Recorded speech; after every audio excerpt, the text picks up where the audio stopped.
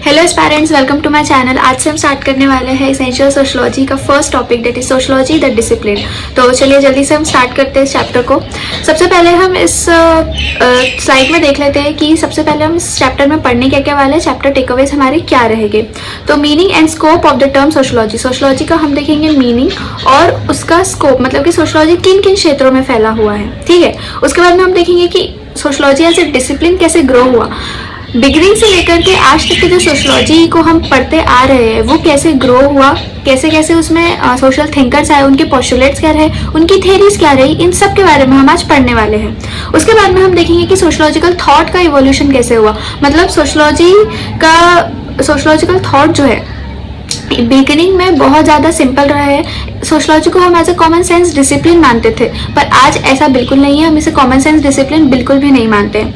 फिर उसके बाद में हम देखेंगे कि सोशियोलॉजी का अदर डिसिप्लिन के साथ में कैसे कैसे रिलेशन है। सोशियोलॉजी अगर हम देखें इकोनॉमी के साथ भी रिलेट करता है, पॉलिटी के साथ भी रिलेट करता है, एंथ्रोपोलॉजी के साथ भी रिलेट करता है। ऐसे बहुत सारे सब्जेक्ट हैं जिनके साथ में सोशियोलॉजी का रिलेशन रहा है अब तक। चलिए तो इसके साथ में हम बढ़ते हैं आगे और हम देखते हैं नेक्स्ट स्लाइड में। अब हम देखेंगे कि सोशियोलॉजी इस टर्म का मीनिंग क्या है, ये सोशियोलॉजी किन दो वर्ड से मिलकर बना है और इन दोनों वर्ड्स का मीनिंग क्या है। सबसे पहले तो सोशियोलॉजी दो वर्ड से बना है, सोशियस एंड लॉजी। ठीक है, सोशियस जो है ये एक लैटिन वर्ड है और लॉजी जो है ये ग्रीक वर्ड है। इन दोनों को मिलाकर के हमारा ये टर्म बनी है सोशियोलॉजी। ठीक है, सोशियस का मतलब होता है पीपल, मतलब कंपेनियन, ओके, जो हमारे पीपल अराउंड हमारे है। लॉजी का मतलब होता है द स्टडी ऑफ, तो बेसिकली सोशियोलॉजी का मतलब क्या है, the study of people, that is sociology. ठीक है, ये तो हमने समझ लिया। अब हम देखते हैं कि डार्विन्स थ्योरी ऑफ इवोल्यूशन ये यहाँ पर कैसे रोल प्ले करती है। ठीक है, जितने भी सोशल थिंकर्स है उन्होंने ये, तो हम देखेंगे कि डार्विन्स थ्योरी ऑफ इवोल्यूशन जो है ये यहाँ पर कैसे रोल प्ले कर रही है। ठीक है, अब सबको पता है डार्विन्स थ्योरी ऑफ इवोल्यूशन क्या है, कि सबसे पहले उसने बताया कि मैन जो है कि एप था, मतलब एक बंदर। उसके बाद में धीरे धीरे धीरे उसमें इवोल्यूशंस होते गए, धीरे धीरे उन्होंने नेचर के साथ में अडाप्ट किया और आज जो हम पूरा डेवलप्ड फॉर्म में जो मैन देख रहे हैं वो है। ठीक है, तो उसी के मुताबिक अगर हम देखें तो सोशियोलॉजी का भी कुछ इसी तरह इवोल्यूशन हुआ है। सबसे पहले सोशियोलॉजी एक बहुत ही बेसिक कॉमन सेंस के तौर पे पढ़ा जाता था कि ये तो बस हम अराउंड जो हमारे पढ़ते हैं उसी के बारे में है, तो ऑब्वियसली ये कॉमन सेंस डिसिप्लिन हुआ। बट ऐसा कुछ नहीं है, धीरे धीरे इसमें थिंकर्स आते गए, उन्होंने अपना व्यूज और पोस्टुलेट्स थेरीज देते रहे और उसके बाद में फिर हमें पता चला कि सोशियोलॉजी सिर्फ एक कॉमन सेंस डिसिप्लिन नहीं है, ये बहुत ही एक वास्ट टॉपिक है जो कि बाकी सारे डिसिप्लिन्स के साथ में भी कनेक्ट करके सारी चीज़ों को पढ़ता है और हमें फिर एक प्रॉपरली एक स्टडी हमें मिलती है कि कैसे हमारी सोसाइटी वर्क कर रही है, कैसे हमारे इंस्टीट्यूशंस वर्क कर रहे हैं, हमारी फैमिली कैसे वर्क कर रही है।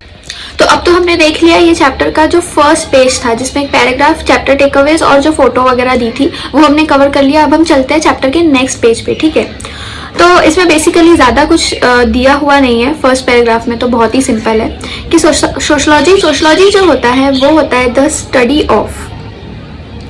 ठीक है, इसमें हम देखने वाले कि सोशियोलॉजी किन किन चीज़ों की स्टडी करता है। Sociology is study of society, social institutions, interrelationships and social actors. Sociology basically society का हर पार्ट को स्टडी करता है। ठीक है, सोसाइटी को खुद, सोशल इंस्टीट्यूशंस मतलब क्या होता है, जो फैमिली और जो हमारे रिलीजियन है ये एक इंस्टीट्यूशन है सोसाइटी के। ठीक है, उसके बाद में इंटर रिलेशनशिप, ऑब्वियसली जो पीपल के बीच जो इंटर रिलेशंस है या फैमिली या पीपल के बीच जो इंटर रिलेशंस है उन सारी चीज़ों को सोशियोलॉजी स्टडी करता है। ठीक है, सोशल एक्टर्स मतलब पीपल ऑब्वियसली। ठीक है, अब उसके बाद में हम आगे बढ़ते हैं। सोशियोलॉजिस्ट कौन होते हैं? सोशियोलॉजिस्ट मतलब इस वर्ड से ही समझ आ गया कि जो सोसाइटी को स्टडी करते हैं या जो सोशियोलॉजी को स्टडी करते हैं। ठीक है, पर इसकी एक हम डेफिनेशन देख लेते हैं। सोशियोलॉजिस्ट मतलब होता है जो इंडिविजुअल एंड इंस्टीट्यूशन, इंडिविजुअल मतलब कि एक पर्सन और इंस्टीट्यूशन मतलब हमने देखा कि फैमिली एंड रिलीजियन, इनके बीच के जो सोशल इंटरेक्शन को स्टडी करता है वो होता है सोशियोलॉजिस्ट। ठीक है, ये तो हमें समझ आ गया। इसके बाद में हम देख लेते हैं कि जब भी, हाँ इसके पहले मैंने बताया कि सोशियोलॉजी जो बेसिक एकदम शुरुआत में जो था उसको बोला जाता था कॉमन सेंस। ठीक है, कॉमन सेंस मतलब कि जो बेसिक, मतलब जो भी हम डेली लाइफ में हम पढ़ रहे हैं, डेली रूटीन में जो भी हम पढ़ रहे हैं, वो सारी चीज़ें इसमें इंक्लूड होती है। तो जब हम स्टडी करते हैं रूटीन लाइफ तो हम बन जाते हैं सोशलॉजिस्ट। ऐसा पहले माना जाता था जब सोशलॉजी ने बर्थ लिया था। सोशलॉजी का बर्थ कब हुआ? 1838 में, ठीक है, 1838। इस टाइम पे सोशलॉजी को बहुत ही ज़्यादा सिंपल एक सब्जेक्ट माना जाता था, कोई बहुत डिफरेंस नहीं माना जाता था कि ये कॉमन सेंस से अलग है, ऐसा कुछ नहीं, उसी में ही इसको माना जाता था, ठीक है। फिर उसके बाद में इनिशियली सोशल थिंकर्स ने बताया कि सोशलॉजी बहुत ही ईजी टू ग्रास्प है, ऑब्वियसली बहुत सिंपल है क्योंकि हम इसमें सोसाइटी के बारे में पढ़ते हैं। ये एकोमोडेट करता है डाइवर्स व्यू पॉइंट। इसके जो व्यू पॉइंट है मतलब हर क्षेत्र में फैले हुए, मैंने पहले ही बताया कि सोशलॉजी डील करता है पॉलिटी के साथ में, हिस्ट्री के साथ में, एंथ्रोपोलॉजी के साथ में, और भी बहुत सारे सब्जेक्ट है जिसके साथ में सोशलॉजी डील करता है, ठीक है। तो इसलिए ये बहुत डाइवर्स व्यू पॉइंट रखता है। उसके बाद में सोशलॉजी के एक फेनोमेनन के लिए अलग अलग एक्सप्लेनेशंस दिए हुए होते हैं कि जैसे कि अगर किसी की मैरिज क्यों करते हैं हम, तो किसी का बोलना होगा कि ऑब्वियसली सोसाइटी में एक टाइप से सोशल रिलेशन मेंटेन करने के लिए, किसी का बोलना है कि सेटलमेंट के लिए, प्रॉपरली सोसाइटी सेटल हो जाए, किसी का बोलना ये होगा कि ऑब्वियसली हमारी जनरेशन्स आगे बढ़े इसलिए हम शादी करते हैं, ठीक है। तो एक फेनोमेनन के लिए डिफरेंट एक्सप्लेनेशंस होते हैं सोशलॉजी में, ऐसा हम मानते हैं, ठीक है। सोशलॉजिकल थॉट्स कब से डेवलप हुए? ये इसमें बोला गया है कि सोशलॉजिकल थॉट्स उस टाइम से डेवलप हुआ है जब से ह्यूमन थिंकिंग ब्रेन डेवलप हुआ है। अब ये तो हम नहीं बता सकते प्रॉपर ईयर या टाइमलाइन की कब ह्यूमन थिंकिंग ब्रेन डेवलप हुआ होगा। ह्यूमन थिंकिंग ब्रेन जब से डेवलप हुआ है, जब से जो फर्स्ट थॉट आया होगा, तब से सोशलॉजी इस अर्थ पर एग्जिस्ट करता है, वर्ल्ड में एग्जिस्ट करता है, ठीक। तो अब हम देखते हैं नेक्स्ट स्लाइड पे, ठीक है। तो ये मैंने एक फ्लो चार्ट बनाया जो कि मैंने बुक के जो पॉइंट्स दिए हुए, बुक में जो स्टोरी दी गई है, जो एक्चुअली वो टूटे फॉर्म में दी हुई थी अलग अलग में, तो मैंने उसको एक जगह पे एक फ्लो चार्ट के फॉर्म में रेडी किया है ताकि जल्दी से समझ आए और जल्दी याद रहे। देखना, एक बात याद रखना कि जो मेरे स्लाइड में जितने भी टॉपिक्स है वो सारे बुक में दिए हुए हैं, कुछ अलग मैंने ऐसा नहीं लिया है बाहर के नोट से या कुछ, सारा, क्योंकि यही जो है इसेंशियल सोशलॉजी, ये एक स्टैंडर्ड मटेरियल है बच्चों के लिए जिसको you can not skip to read this book, you have to read this book. इस बुक में सारी वो चीज़ दी हुई है जो कि एक एस्पायरेंट को ज़रूरी है सब्जेक्ट में आंसर्स में लिखने के लिए, तो बुक ज़रूर रीड करना। और सबसे पहले हो सके तो पहले वीडियो कंप्लीट करो और फिर बुक रीड करो, तो जल्दी समझ आएगा कि टॉपिक्स में एक्चुअली दिया क्या हुआ है, ठीक है। तो हम देखते हैं अब ये स्टोरी। सबसे पहले बिफोर 5th सेंचुरी, ठीक है, 5th सेंचुरी के पहले क्या था, ये हम सारी जो भी बात करेंगे ये हम यूरोप की बात करेंगे, ठीक है, क्योंकि टॉपिक का ही नाम है हमारा modernity and social change in Europe and emergence of social. तो अब हम स्टार्ट करते हैं जो हमारे बुक में फर्स्ट टॉपिक दिया हुआ है, modernity and social change in Europe and emergency of sociology. तो जो मॉडर्निटी जो है, अभी जो भी हम आगे जितना भी हम देखने वाले हैं वो यूरोप का देखने वाले हैं, ठीक है, not India, it is all about Europe. तो जो मॉडर्निटी जो यूरोप में आई है, अभी जो इतना ज्यादा मॉडर्न है यूरोप, ये एक्चुअली किन किन चीजों की वजह से आई है मॉडर्निटी, और वहां पे जो सोशल चेंज है यूरोप में उसकी वजह से एमरजेंस ऑफ सोशलॉजी कैसे हुआ, ये हम इसमें देखने वाले हैं, ठीक है। तो स्टार्ट करते हैं। ये जो मैंने फ्लो चार्ट बनाया है ये बहुत ज़्यादा सिंपल और बेसिक वे में समझाने की कोशिश करी है, जो बुक में अलग अलग पॉइंट्स दिए हुए हैं। सबसे पहले यूरोप में क्या था 5th सेंचुरी के पहले, ठीक है, रोमन एम्पायर था। रोमन एम्पायर में एक्चुअली था क्या, ये बहुत ज़्यादा रिच एम्पायर था, मतलब अपने कल्चर में बहुत ज़्यादा रिच था, अपने फिलोसॉफी में बहुत रिच था, अपने आर्ट एंड आर्किटेक्चर जो बिल्डिंग्स फॉर्मेशन है उसमें बहुत ज़्यादा रिच था। अगर हम इसके साथ साथ देखें तो रोमन कल्चर एक वन ऑफ द ऐसी एम्पायर था, मतलब वन ऑफ द ऐसा पीरियड था यूरोप में जहाँ पे लोगों को right to property, right to liberty, सब हर चीज़ के राइट्स थे, कोई किसी पे ऐसे गुलामी का कोई शिकार नहीं था उस टाइम पे। साइंटिफिक नॉलेज बहुत मतलब हद तक अच्छा था वहाँ पे, ऐसा नहीं कि लोग सुपरस्टिशन में बिलीव करते थे, बिल्कुल ऐसा कुछ नहीं था। पूजा भले होती थी बट वहाँ सुपरस्टिशन बिल्कुल नहीं था, ठीक है। तो रोमन एम्पायर का जो भी आगे फीचर्स है वो हम अलग से देखने वाले हैं। तो ये मैंने बस एक बेसिक बताया कि रोमन एम्पायर क्या होता है, ये 5th सेंचुरी के पहले था। पर एक ऐसा होता है कि अगर कोई भी एम्पायर बहुत ज़्यादा ग्रो कर रही है ना, बहुत अच्छा है, बहुत मतलब अपने पीक तक पहुंच गया है, उसका डिक्लाइन होना निश्चित है। वैसे ही रोमन एम्पायर के साथ में हुआ। Internal politics and external invasion, internal politics and external invasion की वजह से रोमन एम्पायर डिक्लाइन हो गया, नहीं रहा उस टाइम पे फिर कुछ भी यूरोप में। फिर उसके बाद में एक एज आया यूरोप में जिसको हम बोलते हैं डार्क एज। अब इसको डार्क एज क्यों बोला गया है? क्योंकि यहाँ पे कोई भी साइंटिफिक नॉलेज नहीं था, आर्ट एंड लिटरेचर तो दूर दूर तक था ही नहीं, लोग पढ़ते नहीं थे, साइंटिफिक नॉलेज नहीं था। साइंटिफिक नॉलेज नहीं होने की वजह से लोग गुलामी के शिकार हो गए थे, लोग क्वेश्चन नहीं करते थे किसी भी चीज पर। फ्यूडलिज्म ये एक सबसे बड़ा फीचर है डार्क एज का, ठीक है। फ्यूडलिज्म मतलब कि एक जमींदार होता था, उसके पास में जितने भी गांव के लोग होते थे सारे नौकर होते थे, ठीक है। तुम्हारा खुद का कोई अधिकार नहीं है कि तुम अपनी राइट टू प्रॉपर्टी रख सको, कोई प्रॉपर्टी तुम्हारे नाम पे नहीं होगी। जो भी होगा वो सब एक फ्यूडल लॉर्ड का होगा, जिसके जमीन पे आके तुमको काम करना और तुमको थोड़ा बहुत मनी मिलेगा। मतलब बेसिकली ऐसा होता है कि तुम काम करो 24 घंटा, तुम्हें पैसे मिलेंगे 5-6 घंटे के। तो इस वजह से वहाँ पे गरीबी बहुत ज़्यादा स्टार्ट हो गई थी। मतलब लोग बहुत ज़्यादा उस टाइम पे ऑब्वियसली गरीब हो गए थे, क्योंकि लोगों के पास पैसा तो बिल्कुल भी नहीं था, प्रॉपर्टी तो थी ही नहीं, जो भी था सब फ्यूडल लॉर्ड का था। इसलिए इसको, और वहाँ पे साइंटिफिक नॉलेज तो था ही नहीं। एक बीमारी आई थी ब्लैक प्लेग नाम की, ठीक है, यूरोप में। According to data black plague में 75 से 200 मिलियन पीपल की डेथ हुई थी। Can you imagine? इतने ज्यादा लोग मारे गए थे जस्ट बिकॉज कि वहां पे कोई साइंटिफिक नॉलेज नहीं था, कोई दवाई इन्वेंट नहीं कर रहा था, कोई इस बारे में सोच भी नहीं रहा था कि डेथ क्यों हो रही है, क्या हो रही है, कुछ नहीं। ये सब हुआ था डार्क एज में, ठीक है। उसके बाद में ये चला 10 सेंचुरी तक के, मतलब 5th से 15th सेंचुरी तक के डार्क एज था यूरोप में। No literature, nothing, no building construction, no engineers, no architecture, no nothing, ठीक है।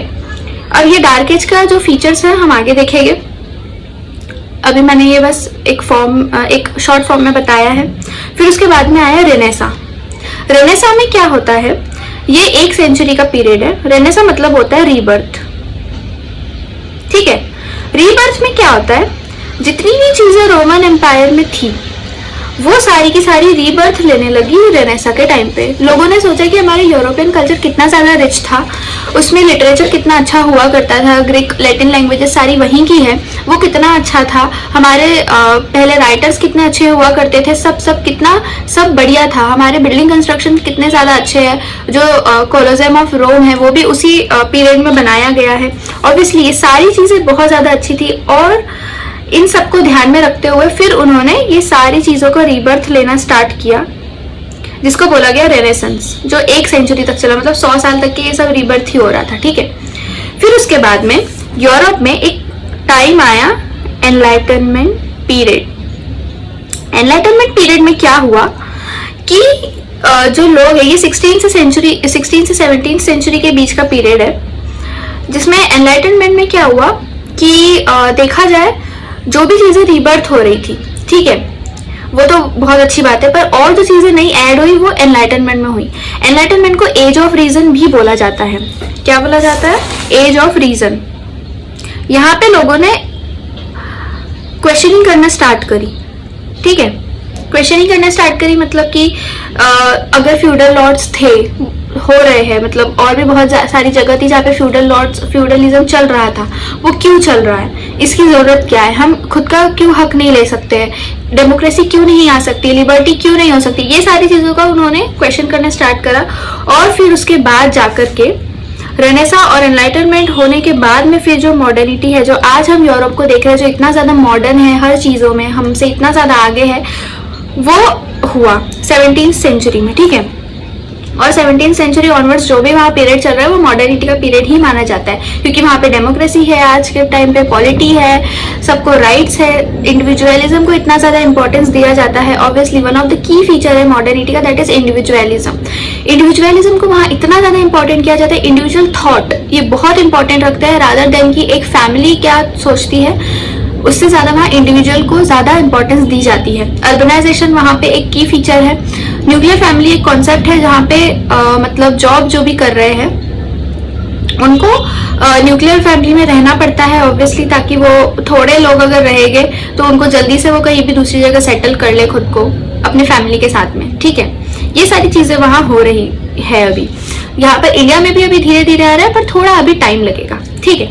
अब उसके बाद में इस टेबल में हम देख लेते हैं सोशोलॉजिकल थॉट में क्या है कि सोशोलॉजिकल थॉट इवॉल्व कैसे हुए। अगर हम देखें तो फ्रांस में मतलब हर एक कंट्री का यहाँ पे दिया गया है कि कौन से सोशल थिंकर्स आगे आए और उन्होंने फिर आगे आकर के सोशोलॉजी को एक नया स्वरूप दिया, ठीक है। इसमें हम किन किन थिंकर्स के बारे में पढ़ने वाले वो हम देख लेते हैं। वैसे हालांकि इसमें दिए तो बहुत सारे, पर इतने हमारे इस बुक में मेंशन नहीं है, तो इतना हमें नहीं पढ़ना है। हमें पढ़ना किस किस के बारे में फ्रांस में, जैसे Montesquieu one of the important है, रोशू, सेंट साइमन के भी कुछ थॉट्स है, कॉम्टे है, दुर्खेम है, और ये आगे के दो नहीं है, ठीक है। जर्मनी में अगर हम देखें तो हेगल के सबसे ज्यादा हम पढ़ने वाले, मार्क्स के बारे में एक पूरा अलग से चैप्टर है भाई, वेबर के बारे में एक अलग से चैप्टर है, और स्कुट्स के कुछ पॉइंट्स हम पढ़ेंगे, ज्यादा कुछ नहीं। फ्रैंकर्ट एक स्कूल है जहाँ पे जो लोग जाते हैं वो बेसिकली। उसके बाद में अगर हम देखें फ्रैंकर्ट स्कूल एक एक्चुअली एक स्कूल है जहाँ पे जितने भी बच्चे आते हैं उनको सोशोलॉजी के बारे में पढ़ने मिलता है, अलग अलग थिंकर्स के बारे में पढ़ने मिलता है, और उसके बाद आगे जाकर के वो अपना एक सोशोलॉजिकल थ्योरी या थॉट बनाते हैं, वो एक स्कूल है, ठीक है। फिर उसके बाद में इटली में हम परेटो और मॉस्को के थोड़ा एकदम पढ़ने वाले, बेसिक, ज्यादा एकदम बहुत कुछ नहीं। ब्रिटेन का अगर हम देखें एडम स्मिथ, स्पेंसर के पढ़ने वाले हैं, और थोड़ा बहुत गिडन्स के थॉट्स पढ़ेंगे, ठीक है। उसके बाद में यूएसए में अगर हम देखें तो ज्यादा तो नहीं, 2-4 ही थिंकर है जिनके बारे में हम पढ़ेंगे। चिकागो स्कूल, पार्सन के बारे में ऑब्वियसली एक चैप्टर अलग से दिया हुआ है, बस ये मेजर रहेंगे, और मर्टन, ठीक है। ये मेजर हमारे थिंकर्स रहने वाले हैं। इंडिया में अगर हम देखें तो सारे थिंकर्स के बारे में हम पढ़ेंगे, सारे, क्योंकि obviously UPSC is going to be an Indian examination, so you must know about the Indian social thinkers, ठीक है। तो इसके साथ में हम देखते हैं नेक्स्ट स्लाइड पे। जैसे कि मैंने कहा था कि जो हमने पीछे ये सारे के सारे अलग अलग पीरियड को हमने जो देखा है, अब इनके हम की फीचर्स एक एक करके देखने वाले हैं। नोट्स मैंने बहुत ही ज्यादा सिंपल और एकदम पॉइंट वाइज बनाए हैं ताकि ये आंसर्स लिखते टाइम पे पॉइंट्स याद रहे। Try to add this points in your answer, क्योंकि एक्चुअली डायरेक्टली क्वेश्चन आता है कि emergence of society, emergence of sociology क्यों ये इतना इम्पोर्टेंट रहा है, और उसमें मॉडर्निटी पीरियड कैसे हेल्प किया है एमर्जेंस ऑफ सोशोलॉजी के लिए, ठीक है। तो ऑब्वियसली ये थोड़ा एक स्टोरी का अगर समरी अगर आप अपने आंसर में दे पाओ तो बहुत अच्छा रहेगा, ठीक है। इसमें अब हम देखते हैं, सबसे पहले हम देखेंगे कि ऑटोक्रेटिक गवर्नमेंट में जिसमें administrative, political, military, religious power जो होती थी वो एम्परर के हाथ में होती थी, ठीक है। वो एक्चुअली वो दिखाया जाता था कि रोम ऑफ कोलोजम में एक ऊपर में सेक्शन दिया हुआ है, वहां पर एक कोई तो भी एक बैठा हुआ है। कार्टून्स में भी ये शायद चीजें रिप्रेजेंट करी गई है जहां तक मुझे याद है। तो वो एक एम्परर होता था, उसी के हाथ में सारी पावर होती थी, जितनी भी है administrative, political, military, religious power सारी उसी के हाथ में होती थी, ठीक है। अभी तो हमारा फेडरल सिस्टम चलता है कि जो पावर्स है वो थोड़ी डिवाइडेड है, ठीक है। उस टाइम पे साइंटिफिक टूल्स एंड मेथड्स होती थी, साइंस एंड टेक्नोलॉजी भी था। ये एक्चुअली बुक्स वगैरह में पाया गया है कि उस टाइम पे था।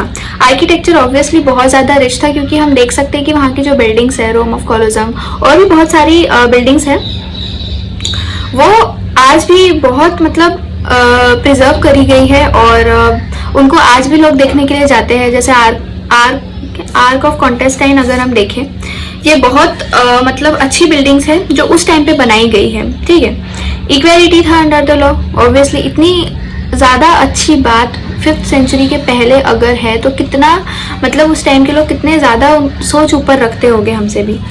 कल्चर वहाँ का बहुत ज़्यादा अच्छा था, पेंटिंग, स्कल्पचर, साइंटिफिक नॉलेज, ये सारी चीज़ें वहाँ पे बहुत रिच थी उस टाइम पे। Rich in culture, Greek, Latin, Sanskrit भी उस टाइम की ही लैंग्वेज है ऑब्वियसली। ग्रीक और लैटिन लैंग्वेज एक ऐसी लैंग्वेज है जो टाइम के साथ में चेंज नहीं होती, और ये उसी टाइम पे बना करके उन्होंने रख दी थी, ठीक है। तो ये सारे फीचर्स हैं रोमन एम्पायर के। अब डार्क एज के फीचर जो कि बहुत ज़्यादा इंपॉर्टेंट है। डार्क एज को एक टाइप से मेडिवल पीरियड भी बोला जाता है, बट मुझे तो डार्क एज याद रखना ज़्यादा अच्छे से याद रहता है, क्योंकि ऑब्वियसली डार्क एज सुनते ही हमको याद आता है कि यहाँ पे कोई भी चीज़ अच्छी नहीं होगी, एब्सेंस ऑफ लाइट है, ठीक है। फ्यूडलिज्म, जो कि मैंने बताया था कि एक सबसे बेसिक फीचर है, सबसे ज़्यादा इम्पॉर्टेंट फीचर जो है वो है फ्यूडलिज्म। एक ज़मींदार होता था, उसी की सारी ज़मीन होती थी, उस पर सिर्फ लोग काम करते थे, थोड़ा बहुत पैसा कमाते थे, बस उसके आगे उनका कोई हक नहीं होता था, ठीक है। उसके बाद में जो राइटिंग ट्रेडिशन और आर्ट जो था उसमें डिक्लाइन हो गया था। यहाँ पे सारी चीज़ें बहुत अच्छी थी रोमन एम्पायर में, और डार्क एज में ऐसा कुछ नहीं था, ठीक है। उसके बाद में आर्किटेक्चरल एक्टिविटीज़ भी बहुत ज़्यादा लिमिटेड थी। अगर देखा जाए तो उस टाइम के कोई भी बिल्डिंग से आर्किटेक्चर नहीं पाए जाते हैं। साइंटिफिक इन्वेंशंस थे ही नहीं, ऑब्वियसली साइंटिफिक नॉलेज ही नहीं था, कुछ नहीं था, तो इन्वेंशंस क्या हो गए, ठीक है। सुपरस्टिशन पे बहुत ज़्यादा बिलीव किया जाता था उस टाइम पे, क्योंकि लोगों के पास में और कोई मतलब चीज़ ही नहीं थी, मतलब साइंटिफिक नॉलेज तो था ही नहीं तब के टाइम पे, तो लोग सुपरस्टिशन में बहुत ज़्यादा मानते थे, ठीक है। ब्लैक डेथ प्लेग आया था, जैसे कि हमने देखा, एक बीमारी थी कोरोना के जैसे ही, जिसमें 75 से लेकर के 200 मिलियन तक के लोग मारे गए, जस्ट बिकॉज कि उस टाइम पे कोई साइंटिफिक नॉलेज नहीं था, कोई मेडिसिन इन्वेंट नहीं की गई या कोई बनाई नहीं गई, कोई जड़ी बूटी कुछ भी नहीं था। इसीलिए मतलब यूरोप की आधी बोल सकते हैं हम पॉपुलेशन तो इसी प्लेग की वजह से ख़त्म हो गई। इकोनॉमिक डिक्लाइन था उस टाइम पे, सारा जो पैसा था वो सिर्फ फ्यूडल लॉर्ड्स के हाथ में जा चुका था, ठीक है। लोगों के पास में कुछ नहीं था, इसलिए वहाँ पे इकोनॉमिक डिक्लाइन बहुत ड्रास्टिकली अफेक्ट किया था। पॉलिटिकल फ्रेगमेंटेशन था, ऑब्वियसली इसमें क्या होता था, एक के पास में पावर है, एम्परर के पास में, यहाँ पे पॉलिटिकल फ्रेगमेंटेशन हो गया था। फ्यूडल लॉर्ड्स के हाथ में पावर हुआ करती थी, अलग अलग एक गांव में हो सकता है अगर 5 फ्यूडल लॉर्ड्स हैं, 5 लोगों की अगर ज़मीन है, 5 लोगों के हाथ में अलग अलग पावर रहेगी, वो अपने अलग अलग रूल्स चलाएंगे, उनको कोई लेना देना नहीं है कि दूसरा वाला क्या कर रहा है, सब अपना अपना करेंगे, ठीक है। फिर हम देखते हैं नेक्स्ट स्लाइड में रेनेसां, इसमें हम देखेंगे rebirth of old tradition, golden old tradition, ठीक है। थॉट्स, लिटरेचर, ये सारी चीज़ें मैंने बताया। रेनेसां ये दूसरा इसका नाम ही है रीबर्थ, ऑब्वियसली जो रोमन एम्पायर में जो भी चीज़ें थी उन सबका रीबर्थ होने लगा। सेल्फ रिलीजियन है, सुपरस्टिशन में बहुत ज़्यादा बिलीव करने लगे थे, अब रिलीजियस थोड़े हो गए, ठीक है।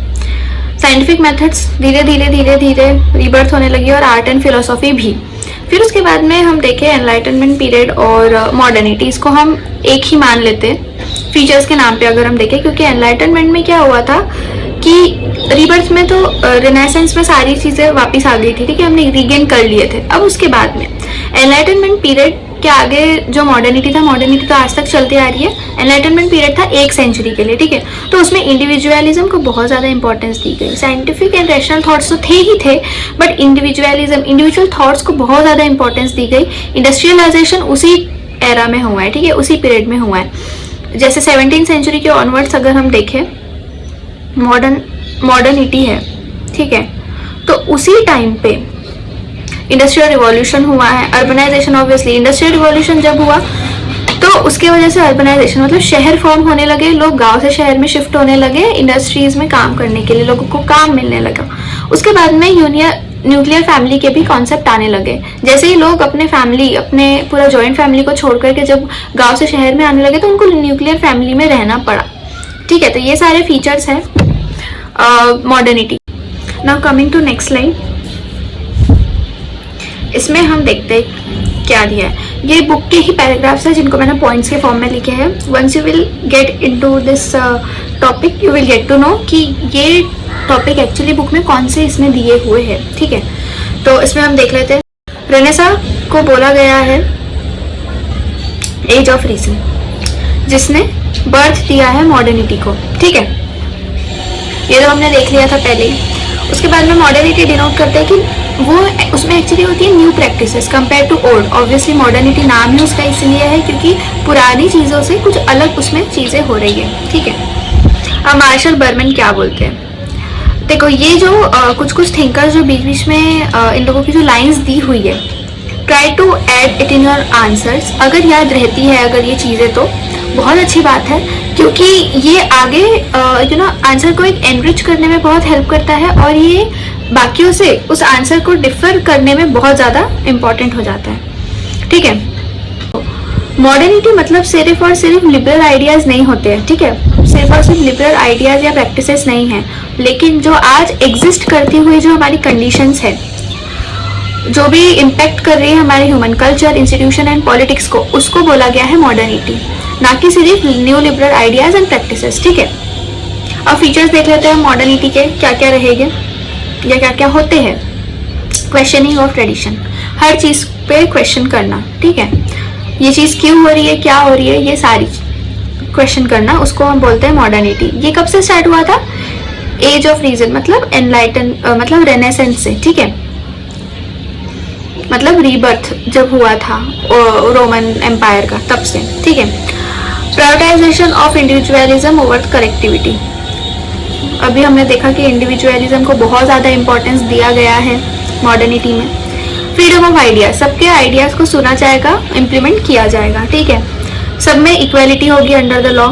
उसके बाद में अगर हम देखें तो साइंटिफिक एंड टेक्नोलॉजिकल प्रोग्रेस होगी, उनका प्रमोशन, और फिर इंस्टीट्यूशन आइडियाज़, रैशनलिज्म, ये सारी चीज़ जितनी भी है ये मॉडर्निटी के फीचर्स हैं।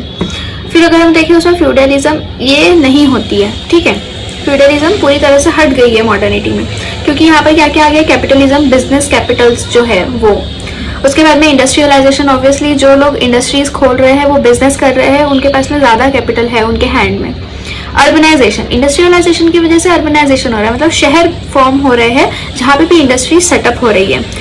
और उसके बाद में फिर आता है सेकुलरिज्म, मतलब कि सेकुलराइजेशन मतलब कि सब सारे धर्म जो है एक बराबर है, किसी का बड़ा नहीं किसी का छोटा नहीं, सब एक बराबर है, जिसको हम बोलते हैं हिंदी में धर्म निरपेक्षता, ठीक है। फिर उसके बाद में नेशन स्टेट एंड डेमोक्रेसी, मतलब कि जो हमारा पहले क्या होता था फ्यूडल सिस्टम में, एक गांव है वहाँ पे जो एक मतलब फ्यूडल लॉर्ड जो भी चला रहा है अपना, उसने अपना एक स्टेट बना लिया, अपनी एक डेमोक्रेसी बना लिया, पर ऐसा कुछ नहीं है, यहाँ पे एक पूरा नेशन की एक ही डेमोक्रेसी होगी। अब मॉडर्निटी पीरियड में जो ऑर्थोडॉक्स जो भी थे उन सबको क्वेश्चन किए गए, जो हमने फीचर्स देखे मॉडर्निटी के, वही ये सारी चीज़ें यहाँ पर हो रही है, ये सोशल थिंकर ने बताया है, ठीक है। बहुत सारे जो सोशल थिंकर है ऑब्वियसली हमने देखे, रोशू, मॉन्टेस्क्यू, एडम स्मिथ, ये सारों ने अपने आइडियाज़ दिए, ये सब यूरोप के, ठीक है।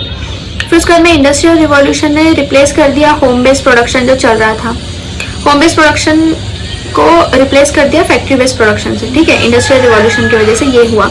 उसकी वजह से जो सोशल इंस्टीट्यूशंस जो होते हैं, मतलब फैमिली, किनशिप, मतलब हमारे जो रिश्ते और हमारे जो हाउस होल्ड, इन सबको थोड़ा सा एक अल्टर्ड फॉर्म मिल गया। मतलब फैमिली कैसे होता था कि पहले होती थी जॉइंट फैमिली ऑब्वियसली, बाद में वो हो गई न्यूक्लियर फैमिली में कन्वर्ट इंडस्ट्रियलाइजेशन की वजह से।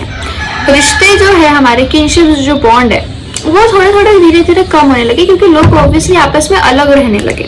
हाउस होल्ड पहले एक ही चूल्हे में, मतलब एक ही इसमें सारा सबका खाना बनता था, ऑब्वियसली इतनी सारी बड़ी जॉइंट फैमिली होती थी, अब सबका अलग अलग होने लगा, ठीक है। तो ये सारी जो चीज़ें हैं ये इंडस्ट्रियल रिवॉल्यूशन की वजह से होने लगी धीरे धीरे। फिर आया फ्रेंच रिवॉल्यूशन। फ्रेंच रिवॉल्यूशन में क्या हुआ कि एक नया डेमोक्रेटिक सिस्टम मिला हमें, सब में इक्वेलिटी आई, और उसकी वजह से सोसाइटी में बहुत सारे चेंजेस हुए जो सोशल थिंकर्स ने पढ़े, और उसके बाद में ये नया डिसिप्लिन जो है वो इमर्ज हुआ। तो बेसिकली अगर हम देखें जो मॉडर्निज्म जो यूरोप में आया वो बहुत ज़्यादा हद तक के रोल प्ले करता है emergence of society, emergence of sociology में, ठीक है। अब हम देखते हैं intellectual ideas for emergence of sociology, ठीक है। तो इसमें क्या है बेसिकली कि इमर्जेंस ऑफ सोशोलॉजी में इंटेलेक्चुअल आइडियाज ने कैसे रोल प्ले किया ये हम देखेंगे इसमें, ठीक है।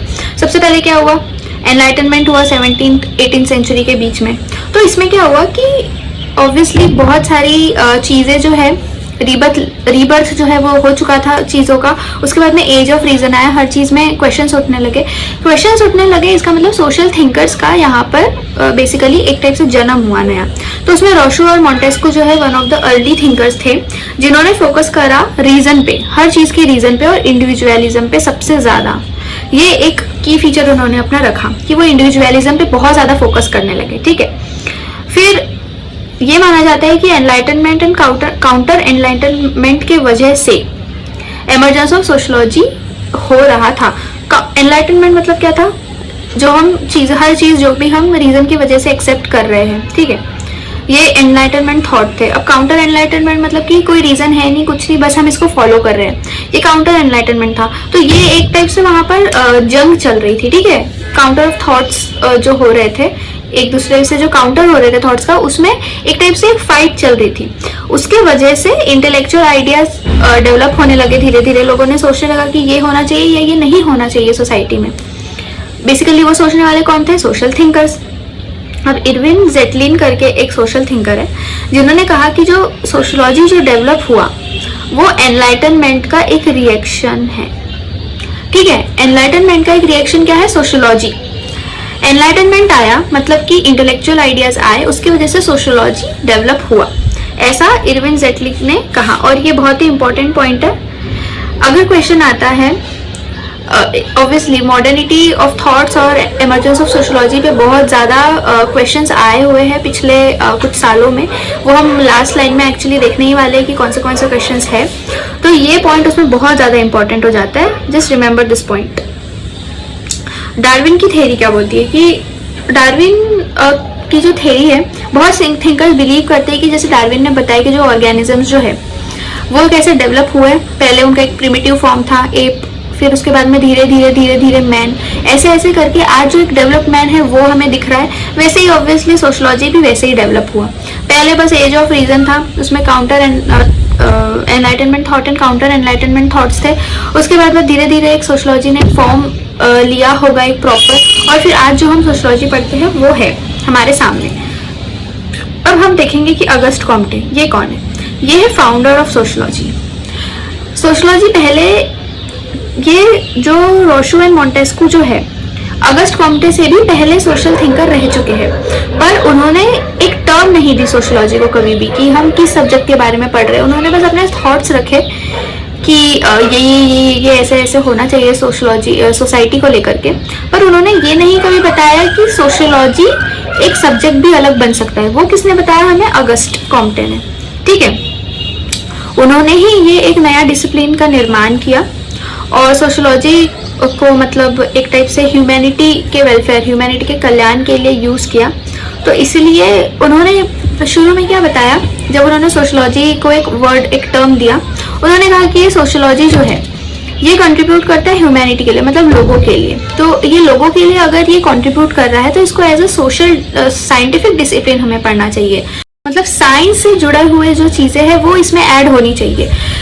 तो ये ऐसा क्यों हुआ? क्योंकि जब इन्होंने सोशोलॉजी को फाउंड किया वो टाइम था 1738। ये जो एरा था, ये जो सेंचुरी जब चल रही थी, ठीक है, इस टाइम पे क्या हो रहा था? सबसे ज़्यादा साइंटिफिक इन्वेंशंस हो रहे थे। मतलब न्यूटन अपनी एक अलग थ्योरी दे रहा था। फिर उसके बाद में अगर हम देखें स्टीम इंजन का भी जो इन्वेंशन है वो अराउंड इसी ईयर के आसपास हुआ है।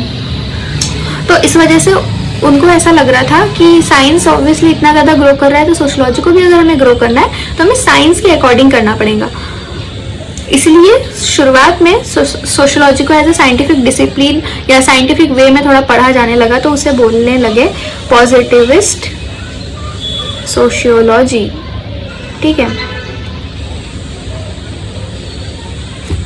अब उसके बाद में आते हैं और बहुत सारे सोशल थिंकर्स, एलेक्स रे टॉकविली वगैरह वगैरह, कॉम्टे डुरखेम, तो ये सारे है ही, ये सारे आने लगे। ये बन गया फेस ऑफ फ्रेंच सोशोलॉजी। जो शुरुआत में जो सोशोलॉजी अगस्ट कॉम्टे ने बनाया, उनके साथ में ये सारे थिंकर्स भी उन्हीं के टाइमलाइन के हैं। फिर उसके बाद में कॉम्टे ने पहले यूज़ करी, सबसे पहले ये यूज़ करी टर्म और बिलीव करा कि ये स्टडी साइंटिफिक होनी चाहिए, ये तो हमने देख लिया। इसलिए वो टर्म को उन्होंने कर दिया, सबसे पहले इसको बोला जाता था पॉजिटिविस्ट फिलोसॉफी या पॉजिटिविस्ट सोशोलॉजी, पॉजिटिविज्म। ये सारे साइंटिफिक व्यू ऑफ डिसिप्लिन, मतलब कि जो भी सोशोलॉजी को हम साइंटिफिक व्यू से देखेंगे उनको ये कहा जाएगा पॉजिटिविस्ट फिलोसॉफी या पॉजिटिविज्म, ठीक है।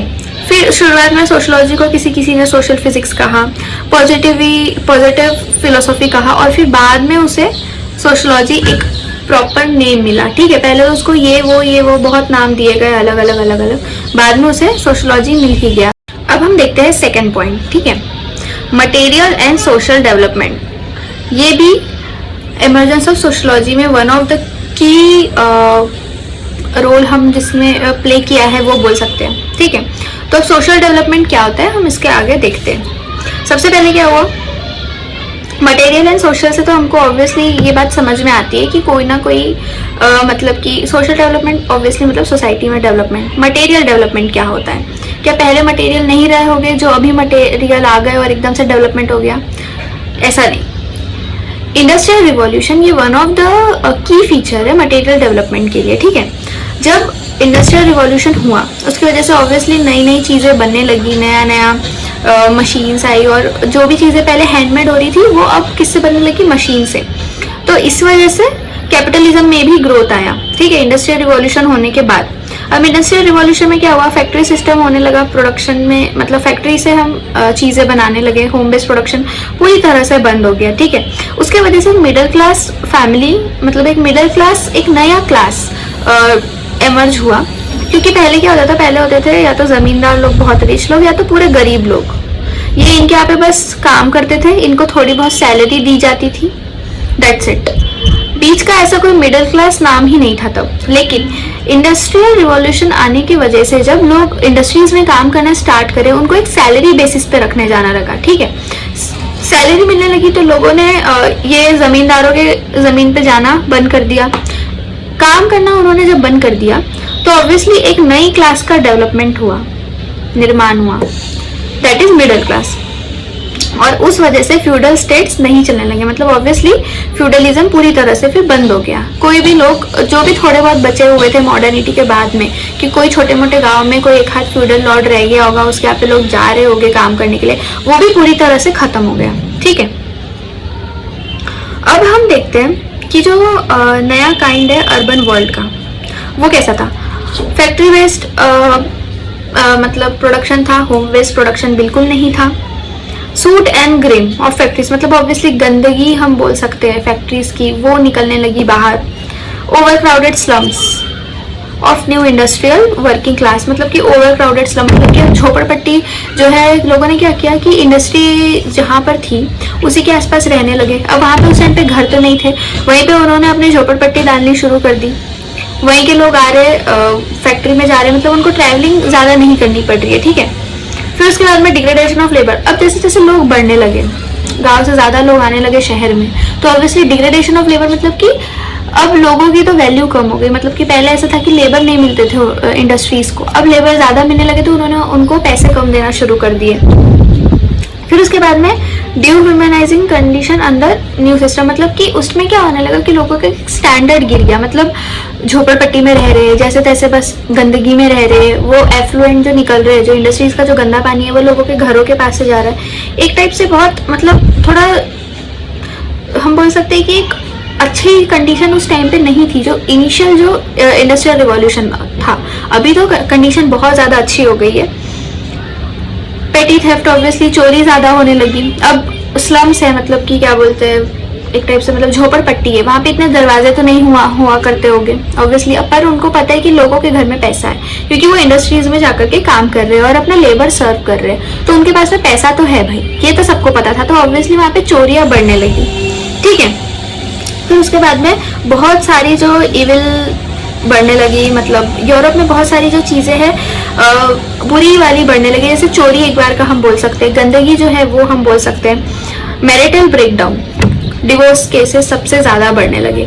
क्यों? क्योंकि क्या हो गया था कि पहले रहते थे सब जॉइंट फैमिली में, अब जॉइंट फैमिली टूट के न्यूक्लियर में बदल गई। न्यूक्लियर में होने की वजह से वहाँ पे मतलब होम वायलेंस ज़्यादा बढ़ गया। होम वायलेंस होने की वजह से ऑब्वियसली किसको पसंद आएगा कि किसी ऐसे इंसान के साथ में, तो ऑब्वियसली ब्रेकडाउन, मैरिज ब्रेकडाउन होने लगे, डोमेस्टिक वायलेंस बढ़ गया। एक टाइप से ये सारी चीज़ें वहाँ पर हो रही थी। मतलब एक तरह से यूरोप इंडस्ट्रियल रिवॉल्यूशन में ग्रो कर रहा था, तो दूसरी तरफ उसकी जो सोसाइटी थी वो नीचे जा रही थी। तो ये कुछ कंडीशन जो है ठीक नहीं थी उस टाइम पे, यूरोप के टाइम पे, ठीक है। अब हम देख, तो बुक में अभी एक टेबल दिया हुआ है जिसमें एमर्जेंस ऑफ डिसिप्लिन सोशोलॉजी, मतलब सोशोलॉजी ये डिसिप्लिन का एमर्जेंस कैसे हुआ, इसकी एक बैक स्टोरी दिखाने की कोशिश की गई है। तो इसको हम अभी समझते हैं। सबसे पहले था डार्क एज, ऑब्वियसली हमने देखा जहाँ पे कोई साइंटिफिक नॉलेज नहीं, साइंटिफिक इन्वेंशन नहीं, कुछ भी नहीं। फिर उसके बाद में क्या हुआ, मॉडर्निटी आई। ऑब्वियसली अब डार्क एज से मॉडर्निटी डायरेक्टली तो नहीं आई, पर यहाँ टेबल में वैसे ही दिखाया हुआ है कि ये डार्क एज से फिर धीरे धीरे मॉडर्निटी आई, उसके पहले एनलाइटनमेंट और रेनेसा वो सब हुआ, और उसके फॉलोआउट्स। अब मॉडर्निटी के फॉलोआउट्स क्या क्या थे अभी हमने देखे। ये जो भी मतलब बुरी चीज़ें जो हो रही थी, जैसे मैरिटल ब्रेकडाउन या डोमेस्टिक वायलेंस, ये जो बैड सैनिटेशन जो चल रहा था उस टाइम में, ये स्लम्स में जो लोग रह रहे थे, ये सारी उसकी फॉलोआउट्स हैं, ये हम मानेंगे, क्योंकि वो अच्छी चीज़ें नहीं है ऑब्वियसली। अब इसमें हम देखते हैं कि 3 पैरामीटर्स में चेंजेस कैसे हुए। सबसे पहले तो सोशल चेंजेस, सोसाइटी में क्या चेंजेस हो रहे थे भाई। मिडिल क्लास, ये एक नया क्लास फॉर्म हुआ। सेकुलरिज्म, हाँ ऑब्वियसली सेकुलरिज्म तो आया कि सारे मतलब जो धर्म है उनको एक जैसा माना गया, ठीक है। और अर्बनाइजेशन, अर्बनाइजेशन में क्या हो रहा था, मतलब शहर बन रहे थे, ऑब्वियसली गांव से लोग शहर में शिफ्ट होने लगे थे। फिर आया इकोनॉमिक चेंजेस। अब इकोनॉमिक चेंजेस में क्या क्या हुआ कि इंडस्ट्रियल रिवॉल्यूशन की वजह से मार्केट फोर्सेस बढ़ने लगे, मतलब ऑब्वियसली अब जो चीज़ें हैं वो सस्ते में बन रही है, सस्ते में बिक रही है, तो लोग उसको ज़्यादा खरीद रहे हैं, ठीक है। तो ये हुई मार्केट फोर्सेस। उसके बाद में कैपिटलिज्म भी, मतलब जो जो बड़े बड़े बिजनेसमैन हैं उनके पास में ही पूरा का पूरा कैपिटल जा रहा था, जितने भी लोग कमा रहे थे उन्हीं की बनी हुई कंपनी की चीज़ें, फैक्ट्री से जो भी बना हुआ प्रोडक्ट है उसको खरीद रहे थे, सारा का सारा पैसा उनके पास ही वापस जा रहा था। तो कैपिटलिज्म भी एक बड़ा सोशल चेंज था उस टाइम का, ठीक है। मतलब कि जो प्रोड्यूस कर रहा है, जो कमा रहा है, जो बेच रहा है, उसी के पास वापस पैसा जा रहा है। और उसके बाद में था एक पॉलिटिकल चेंज। पॉलिटिकल चेंज में क्या हुआ, डेमोक्रेसी आई, जो कि बहुत एक अच्छी चीज़ है। लिबर्टी आई लोगों के पास में, ये भी बहुत अच्छी चीज़ है। तो इसके कुछ अच्छी चीज़ें और कुछ बुरी चीज़ें यहाँ पर मेंशन की गई है। अब उसके बाद में हम देखते हैं सोशल चेंजेस। सोशल चेंजेस में क्या क्या है, सोशल चैलेंजेस। सोशल चैलेंजेस में क्या क्या है, एक नया फेस ऑफ पॉवर्टी हमको देखने मिला, क्योंकि एक मिडिल क्लास, मतलब कि जितनी सैलरी है भाई तुमको उतने में ही पूरा महीना निकालना है, ठीक है। तो ये एक नया फेस ऑफ पॉवर्टी है। एक चीज़ इसमें मुझे याद है कि मतलब ऐसा होता है कि जॉब वालों के लिए बोला जाता है कंपनी ना तुमको भूखा सोने देगी और ना अमीर बनने देगी। तो ये वहाँ पे सिचुएशन चल रही थी, ठीक है। एक नया फेस था पॉवर्टी का। न्यूक्लियर फैमिली हो रही थी, ऑब्वियसली जॉइंट फैमिली से टूट के लोग न्यूक्लियर में शिफ्ट हो रहे थे। उसके बाद में इकोनॉमिक चैलेंजेस में क्या क्या है, नए क्राइम्स, लोगों के घरों में चोरी हो रही थी। क्राइम में अगर हम देखें तो पुअर लिविंग हो रही थी, लोग क्राइम में अगर हम देखें तो लोगों के घर में चोरी हो रही थी, लोगों की लिविंग पुअर हो गई थी, झोपड़पट्टी में रहना पड़ रहा है, अच्छा खासा गांव का मतलब घर छोड़ के, ठीक है। पॉलिटिकल चैलेंजेस में क्या क्या, चेयर्स एंड अनसर्टेनिटी, मतलब कि बहुत हल्ला गुल्ला तो हो ही रहा था ऑब्वियसली, और बहुत अनसर्टन थी चीज़ें, मतलब कि कभी अच्छा होगा कभी नहीं होगा शायद, ऐसा वाला था। तो ये सारे क्वेस्ट फॉर आंसर्स, मतलब कि ये सारी चीज़ों को याद रखना, ये एमर्जेंस ऑफ सोशोलॉजी, जो emergence of discipline of sociology में ये सारी चीज़ें बहुत हेल्प करेगी आंसर में भी। और इंटेलेक्चुअल कॉन्टेक्स्ट जो अभी हमने पढ़े, और साइंटिफिक कॉन्टेक्स्ट, ये भी एमर्जेंस ऑफ सोशोलॉजी में बहुत ज़्यादा हेल्प किया है, ठीक है। तो ये सारी चीज़ें जब मिला करके एक साथ आई तब जा करके सोशोलॉजी एज ए, तो ये तो हुआ second point emergence of sociology के लिए। अब हम देखते हैं थर्ड पॉइंट, जो कि क्या रहेगा, ठीक है, political development. Emergence of sociology में पॉलिटिकल डेवलपमेंट भी उतना ही रोल प्ले करता है जितना इंटेलेक्चुअल आइडियाज और मटेरियल डेवलपमेंट, ठीक है। तो सबसे पहले क्या हुआ कि एमर्जेंस ऑफ सोशोलॉजी किससे इन्फ्लुएंस्ड हुआ, फ्रेंच रिवॉल्यूशन से। फ्रेंच रिवॉल्यूशन का मतलब क्या है कि जिसमें डेमोक्रेसी आई, लोगों ने एक्चुअली जो पुराने राजा वाले जो मतलब ट्रेडिशन जो चलते थे कि मतलब राजा के पास में ही पूरी पावर रहेगी, ये सारी चीज़ों को अपोज किया। और फिर उसके बाद में फ्रेंच रिवॉल्यूशन आया, और फिर उसके बाद में एमर्जेंस ऑफ सोशोलॉजी हुआ। और फ्रेंच रिवॉल्यूशन किससे इन्फ्लुएंस था, एनलाइटनमेंट से। एनलाइटनमेंट मतलब ऑब्वियसली एज ऑफ रीजन जिसको हम बोलते हैं, हर चीज़ पे क्वेश्चन उठे क्यों। तो ऑब्वियसली हम देखते हैं कि एमर्जेंस ऑफ सोशोलॉजी क्यों हुआ, फ्रेंच रिवॉल्यूशन की वजह से। और फ्रेंच रिवॉल्यूशन खुद किससे इन्फ्लुएंस था, एनलाइटनमेंट से, ठीक है। बेसिकली ये एक चेन है, सबसे पहले एनलाइटनमेंट आया, फिर फ्रेंच रिवॉल्यूशन आया, और उसके बाद में एमर्जेंस ऑफ सोशोलॉजी हुआ, ठीक है। फिर उसके बाद में हम देखते हैं कि जो फ्रेंच है वो ओल्ड फैशन था पहले, और सोशो इकोनॉमिक कंडीशन भी जो थी उसकी उतनी अच्छी नहीं थी, मतलब ठीक है। और उसमें फ्यूडलिज्म चलता था, ऑब्वियसली फ्यूडल लॉर्ड्स, ये सारी चीज़ें होती थी। तो फिर उसके बाद में क्या हुआ कि फ्रेंच रिवॉल्यूशन आने के बाद में थोड़ी बहुत ये सिचुएशन सुधरी और फिर उसके बाद में एमरजेंसी ऑफ सोशियोलॉजी आई। जो फ्रेंच है पहले थोड़ा ओल्ड फैशन टाइप में था, वहाँ पर मॉडर्निटी नहीं थी और उसका जो सोशियो इकोनॉमिक जो कंडीशन थी वो भी उतनी कोई खास नहीं थी, ठीक है। फ्यूडलिज्म चलता था, ऑब्वियसली फ्यूडल लॉर्ड्स रहते थे। ये सारी चीज़ें ओल्ड यूरोप में थी, मतलब उस टाइम पे फ्रेंच रिवॉल्यूशन हुआ नहीं था। फिर अगर हम देखें जो स्टेट सिस्टम जो चलता था, मतलब फ्रेंच रिवॉल्यूशन के पहले वहाँ पे स्टेट सिस्टम चलता था जिसमें एक्चुअली 3 क्लासेस में डिवाइडेड था फ्रेंच, ठीक है। सबसे पहले तो एक हाई क्लास सोसाइटी जो थी, नोबेलिटी जिसको हम बोलते थे, ठीक है। प्रीस्ट मतलब ऑब्वियसली पंडित वगैरह जो थे, क्लर्जी उनको बोला जाता था, और कॉमनर जो कॉमन पीपल होते थे जैसे उनके काम वगैरह करने जाते वगैरह सब।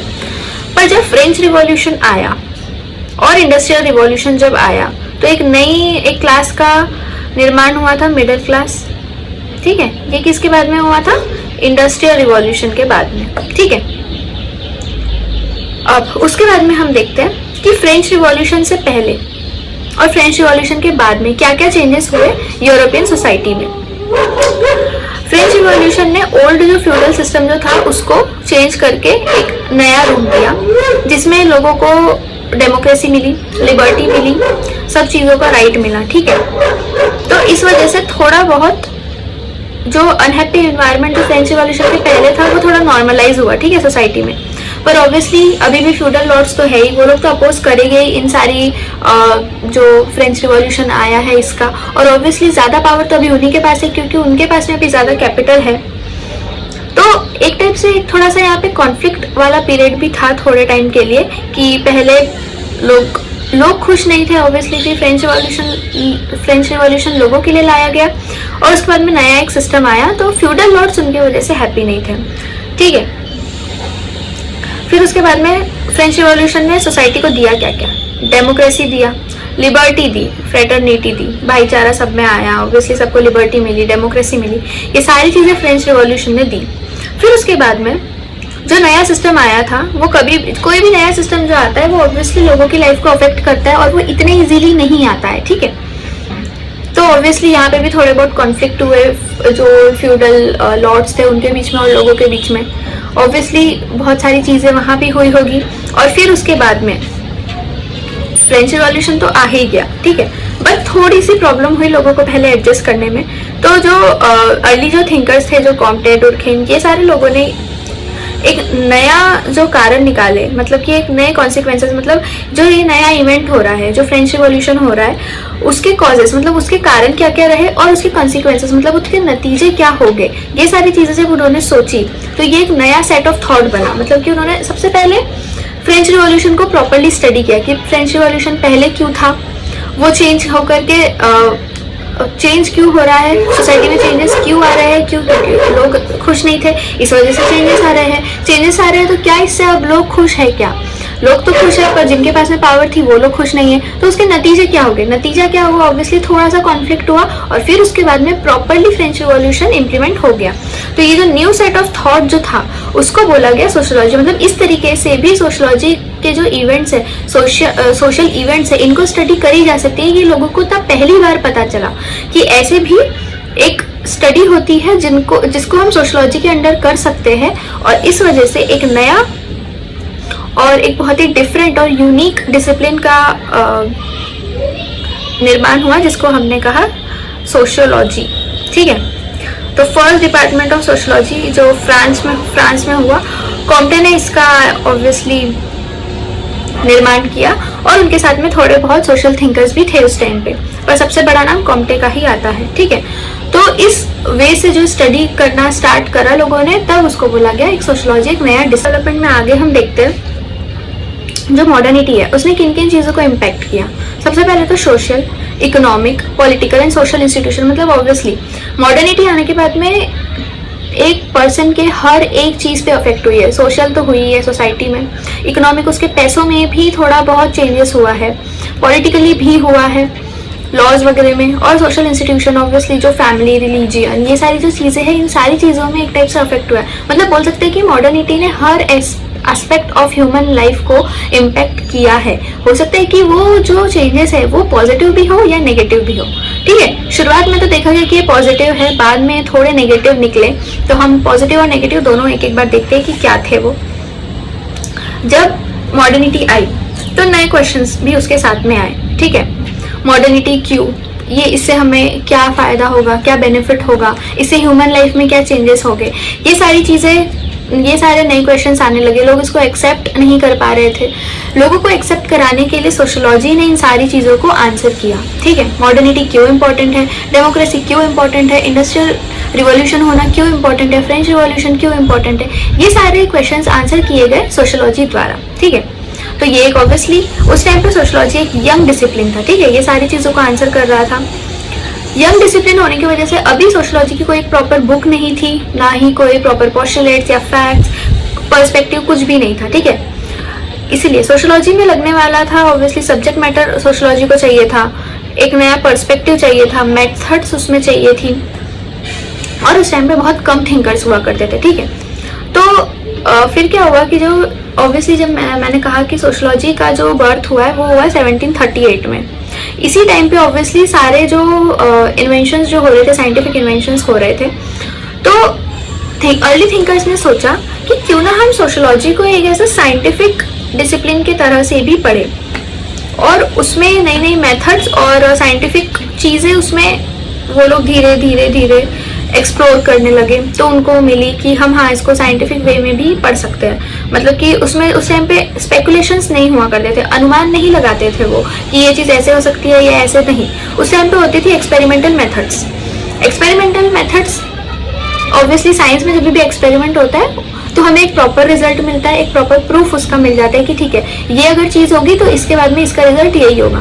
पर क्या ये चीज़ सोसाइटी में एप्लीकेबल है? ज़रूरी नहीं है कि जो भी इवेंट अगर सोसाइटी में हो रहे हैं उन सबका जो रिजल्ट है वो हर एरिया में सेम होगा। हो सकता है कि जैसे फ्रेंच रिवॉल्यूशन को यूरोप में जैसे मतलब ट्रीट किया गया है या लोगों ने जैसे उसका रिस्पॉन्स किया, अगर कहीं और अगर ये रिवॉल्यूशन हो रहा है जहाँ पे डेमोक्रेसी आ रही है, लिबर्टी आ रही है, तो वो उसको इस तरह से रिस्पॉन्ड करे, ऐसा ज़रूरी नहीं है। ऑब्वियसली ये ह्यूमन ब्रेन को सोशियोलॉजी स्टडी करता है, ह्यूमन थिंकिंग ब्रेन को स्टडी करता है। तो अब एक दिमाग 10 तरीके से चल सकता है, ऑब्वियसली सबका दिमाग अलग अलग चलता है। तो इसमें साइंटिफिक जो शुरुआत में जो ये कॉन्सेप्ट लगा रहे थे कि मतलब एक्सपेरिमेंटल डेटा से हम करें, ये बाद में जाकर के फेल हुआ, पर शुरुआत में तो उन्होंने यही फॉलो किया। एक्सपेरिमेंटल मेथड करने के लिए क्या हुआ, सोशल सर्वेज लिए गए। सोशल सर्वे के फर्स्ट टूल हुआ डेटा कलेक्ट करने के लिए। सोशल सर्वे ऑब्वियसली सोशल मतलब सर्वे के फॉर्म सबको बांटे गए, उसके बाद में वो फिल करवा के लिया, फिर वो डेटा को एक जगह कलेक्ट किया, फिर देखा कि चलो कितने कैसे क्या रिस्पॉन्सेज आ रहे हैं। ऐसे मतलब फैक्चुअल डेटा मतलब क्रिएट किए गए, बनाए गए, और फिर उसके बाद में इसको स्टडी करने की कोशिश की गई। पर ये जो चीज़ है ये ज़्यादा दिन तक नहीं टिकी। बाद में ऑब्वियसली सोशियोलॉजी को एक सोशियोलॉजी जैसे पढ़ना था, साइंस जैसे नहीं पढ़ना था, ये भी थिंकर्स को समझ आ गया। तो ऑब्वियसली फिर उसके बाद में जो दुर्खेम ने दिया फंक्शनलिस्ट व्यू ऑफ सोशियोलॉजी, जो पहला थॉट रहा इस डिसिप्लिन के लिए, मतलब फंक्शनलिस्ट व्यू, मतलब हर व्यू से सोचने वाला, हर चीज़ को वो सोचते हैं, उसको बोलते हैं फंक्शनलिस्ट व्यू। अब हम देखते हैं स्कोप ऑफ सोशियोलॉजी। ठीक है, इसमें हम देखेंगे कि सोशियोलॉजी किन किन क्षेत्रों में फैला हुआ है, सोशियोलॉजी किन किन चीज़ों की स्टडी करता है और कैसे स्टडी करता है। ठीक है, what to study and how to study. ठीक है, तो सबसे पहले इसमें एक शॉर्ट डेफिनेशन दी हुई है सोशियोलॉजी की, कि जो सिस्टमेटिक स्टडी जो होती है सोसाइटी की और ह्यूमन सोसाइटी की, सोशियोलॉजी बहुत अच्छे से सिस्टमेटिक स्टडी करता है सोसाइटी की एंड ह्यूमन सोसाइटी की। और जो भी हम इंटरकनेक्शन जो भी होता है सोसाइटी का with other people, individual, social institutions, इन सारे का जो इंटरेक्शन है इसको भी सोशियोलॉजी बहुत अच्छी तरह से स्टडी करता है। देखो ठीक है, कैसे हम देखते हैं, ये सोसाइटी है, इसमें जितने भी इंडिविजुअल्स है, इंस्टीट्यूशंस है या स्ट्रक्चर्स है, जो भी चीज़ें, ये जब भी आपस में इंटरेक्ट करते हैं तो सोशियोलॉजी इन सब के साथ साथ इनके इंटरेक्शंस को भी स्टडी करता है। ठीक है, जो भी लार्ज ग्रुप और स्मॉल ग्रुप के जो भी बिहेवियर है और जो भी हमारी सोशल लाइफ है, डे टू डे लाइफ में जितनी भी हमारी चीज़ें होती है, सोशियोलॉजी इन सारी चीज़ों को स्टडी करता है, एनालाइज करता है एक प्रॉपर मैनर में, एक प्रॉपर पैटर्न में, जो भी हमारे सोशल रिलेशन है इन सारी चीज़ों को, ठीक है। उसके बाद में हम एक्सप्लोर करते हैं कि how and why social groups, institution and social processes emerge, persist and change. ये भी चीज़ पढ़ता है कि जैसे जो भी हमारे चेंजेस हो रहे हैं, ऑब्वियसली जैसे अभी हम देख रहे हैं मॉडर्निटी के तरफ मूव हो रहे हैं, ठीक है, हर कंट्री, मतलब अभी तो हमारा इंडिया इतना ज़्यादा मॉडर्न नहीं था, पर अब मॉडर्निटी की तरफ मूव हो रहे हैं। तो ये मॉडर्निटी कैसे इमर्ज हुई, ये परसिस्ट कैसे कर रही है, मतलब मॉडर्निटी रहे कैसे रही है सोसाइटी में, इतने सारे चैलेंजेस के बाद भी चेंजेस आ कैसे रहे, वो इमर्ज कैसे हो रहे, ये सारी चीज़ें सोशियोलॉजी स्टडी करता है, ठीक है। और इसमें एक एग्जाम्पल दिया हुआ है कि जो भी इंटरेक्शन जो होगा इंडिविजुअल्स के बीच में, शॉपकीपर एंड कस्टमर के बीच में, इसको भी एक टाइप से अगर हम देखें तो सोशियोलॉजी स्टडी करता है, ठीक है। नेशनल एंड इंटरनेशनल जो भी इश्यूज है उसको सिस्टमेटिक मैनर में स्टडी करता है। जो फैमिली, ट्रेड यूनियंस, विलेजेस, इन सबको मतलब सोशियोलॉजी के अंडर सारी चीज़ें आती है। सोशियोलॉजी का स्कोप जो है वो बहुत ज़्यादा फैला हुआ है, ठीक है। अब स्कोप हम देखते हैं अकॉर्डिंग टू थिंकर्स, सोशियोलॉजी का क्या क्या स्कोप है थिंकर्स के अकॉर्डिंग। मियर्ड एंड वेबर बोलते हैं कि सोशल एक्शन को पढ़ता है सोशियोलॉजी। मार्क्सिस्ट कहते हैं कि सोशियोलॉजिस्ट फेमिनिस्ट को भी पढ़ता है, ठीक है। दुर्खेम जो है ऑब्वियसली वो बोलते हैं कि सोशल फैक्ट्स, मतलब कि मैरिज एक सोशल फैक्ट है, ठीक है, बेसिकली अगर देखा जाए तो उसकी भी स्टडी सोशियोलॉजी करता है। रेडक्लिफ ब्राउन कहते हैं कि एंथ्रोपोलॉजिकल फंक्शनल अप्रोच जो भी है, फील्ड वर्क, जो भी हमारी फील्ड वर्क स्टडी होती है, उन चीज़ों को भी सोशियोलॉजी स्टडी करता है। मार्क्स बोलते हैं जो भी डायनामिक फोर्सेस ऑफ प्रोडक्शन है, मतलब इंडस्ट्रीज से जो भी रिलेटेड चीज़ है, उसको भी सोशियोलॉजी स्टडी करता है। पार्सन बोलते हैं एक्शन सिस्टम को भी सोशियोलॉजी स्टडी करता है। बेसिकली सोशियोलॉजी का स्कोप बहुत ज़्यादा वास्ट है, इसलिए इसको हम किसी भी एक चीज़ से रेस्ट्रिक्ट नहीं कर सकते, हर चीज़ों को ये स्टडी करता है, ठीक है। इसके साथ साथ हम देख सकते हैं कि कॉम्पटन ने डिवाइड करा है स्कोप ऑफ सोशियोलॉजी को दो चीज़ों में, ठीक है, social statics and social dynamics. मतलब जो स्टेबिलिटी, मतलब अभी जैसे कि स्टेबिलिटी अगर हम बोले, जो हमारी डे टू डे लाइफ जो है किसी भी एक कॉर्पोरेट एम्प्लॉय की, वो एक स्टेबल होती है, मतलब 9 to 5 जॉब करनी है, जाना है आना है, जाना है आना है, बस वो स्टेबल है। अब डायनेमिक चेंज कब होगी, जब हो सकता है कि उनके लाइफ में थोड़े कुछ चेंजेस आए, जैसे जॉब स्विच अगर करते हैं, टाइमिंग चेंज हो गया 12 to 9 या बोल सकते हैं 2 to 10, ऐसा कुछ हो गया, तो एक टाइप से चेंज आ रहा है, ठीक है।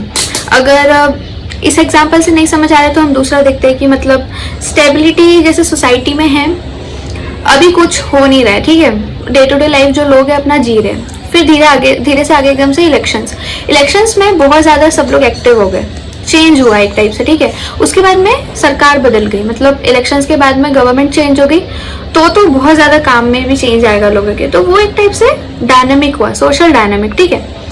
तो ये सारी चीज़ें सोशियोलॉजी बहुत अच्छी तरह से स्टडी करती है, ये कॉम्पटन ने कहा। दुर्खेम का स्कोप था social morphology, social psychology, general sociology. इन सबको हम आगे देखेंगे, जो भी ये दुर्खेम ने कहा है, ये तीनों जो चीज़ें हैं आगे आने वाली है इस चैप्टर में। मैक्स वेबर ने इंट्रोड्यूस करा माइक्रोव्यू, मतलब हर छोटी से छोटी चीज़ को मतलब स्टडी करना, बेसिकली वो दैट इज माइक्रोव्यू, ठीक है।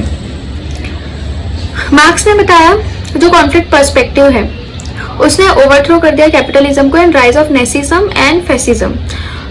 मार्क्स ने एक कॉन्फ्लिक्ट व्यू लाया था कि मतलब उनको कैपिटलिज्म नहीं चाहिए था सोसाइटी में, ठीक है, उनको जो नाजिज्म जो पहले चल रहा था और फैसिज्म जो चल रहा था वही ठीक लग रहा था, सबके पास में बराबर का पैसा हो, सब अच्छे से अपनी लाइफ जिए। कैपिटलिज्म नहीं चाहिए था कि किसी एक के पास में ज़्यादा पैसा होना, ठीक है, ये मार्क्स ने बताया। इसको भी सोशियोलॉजी स्टडी करेगा ही।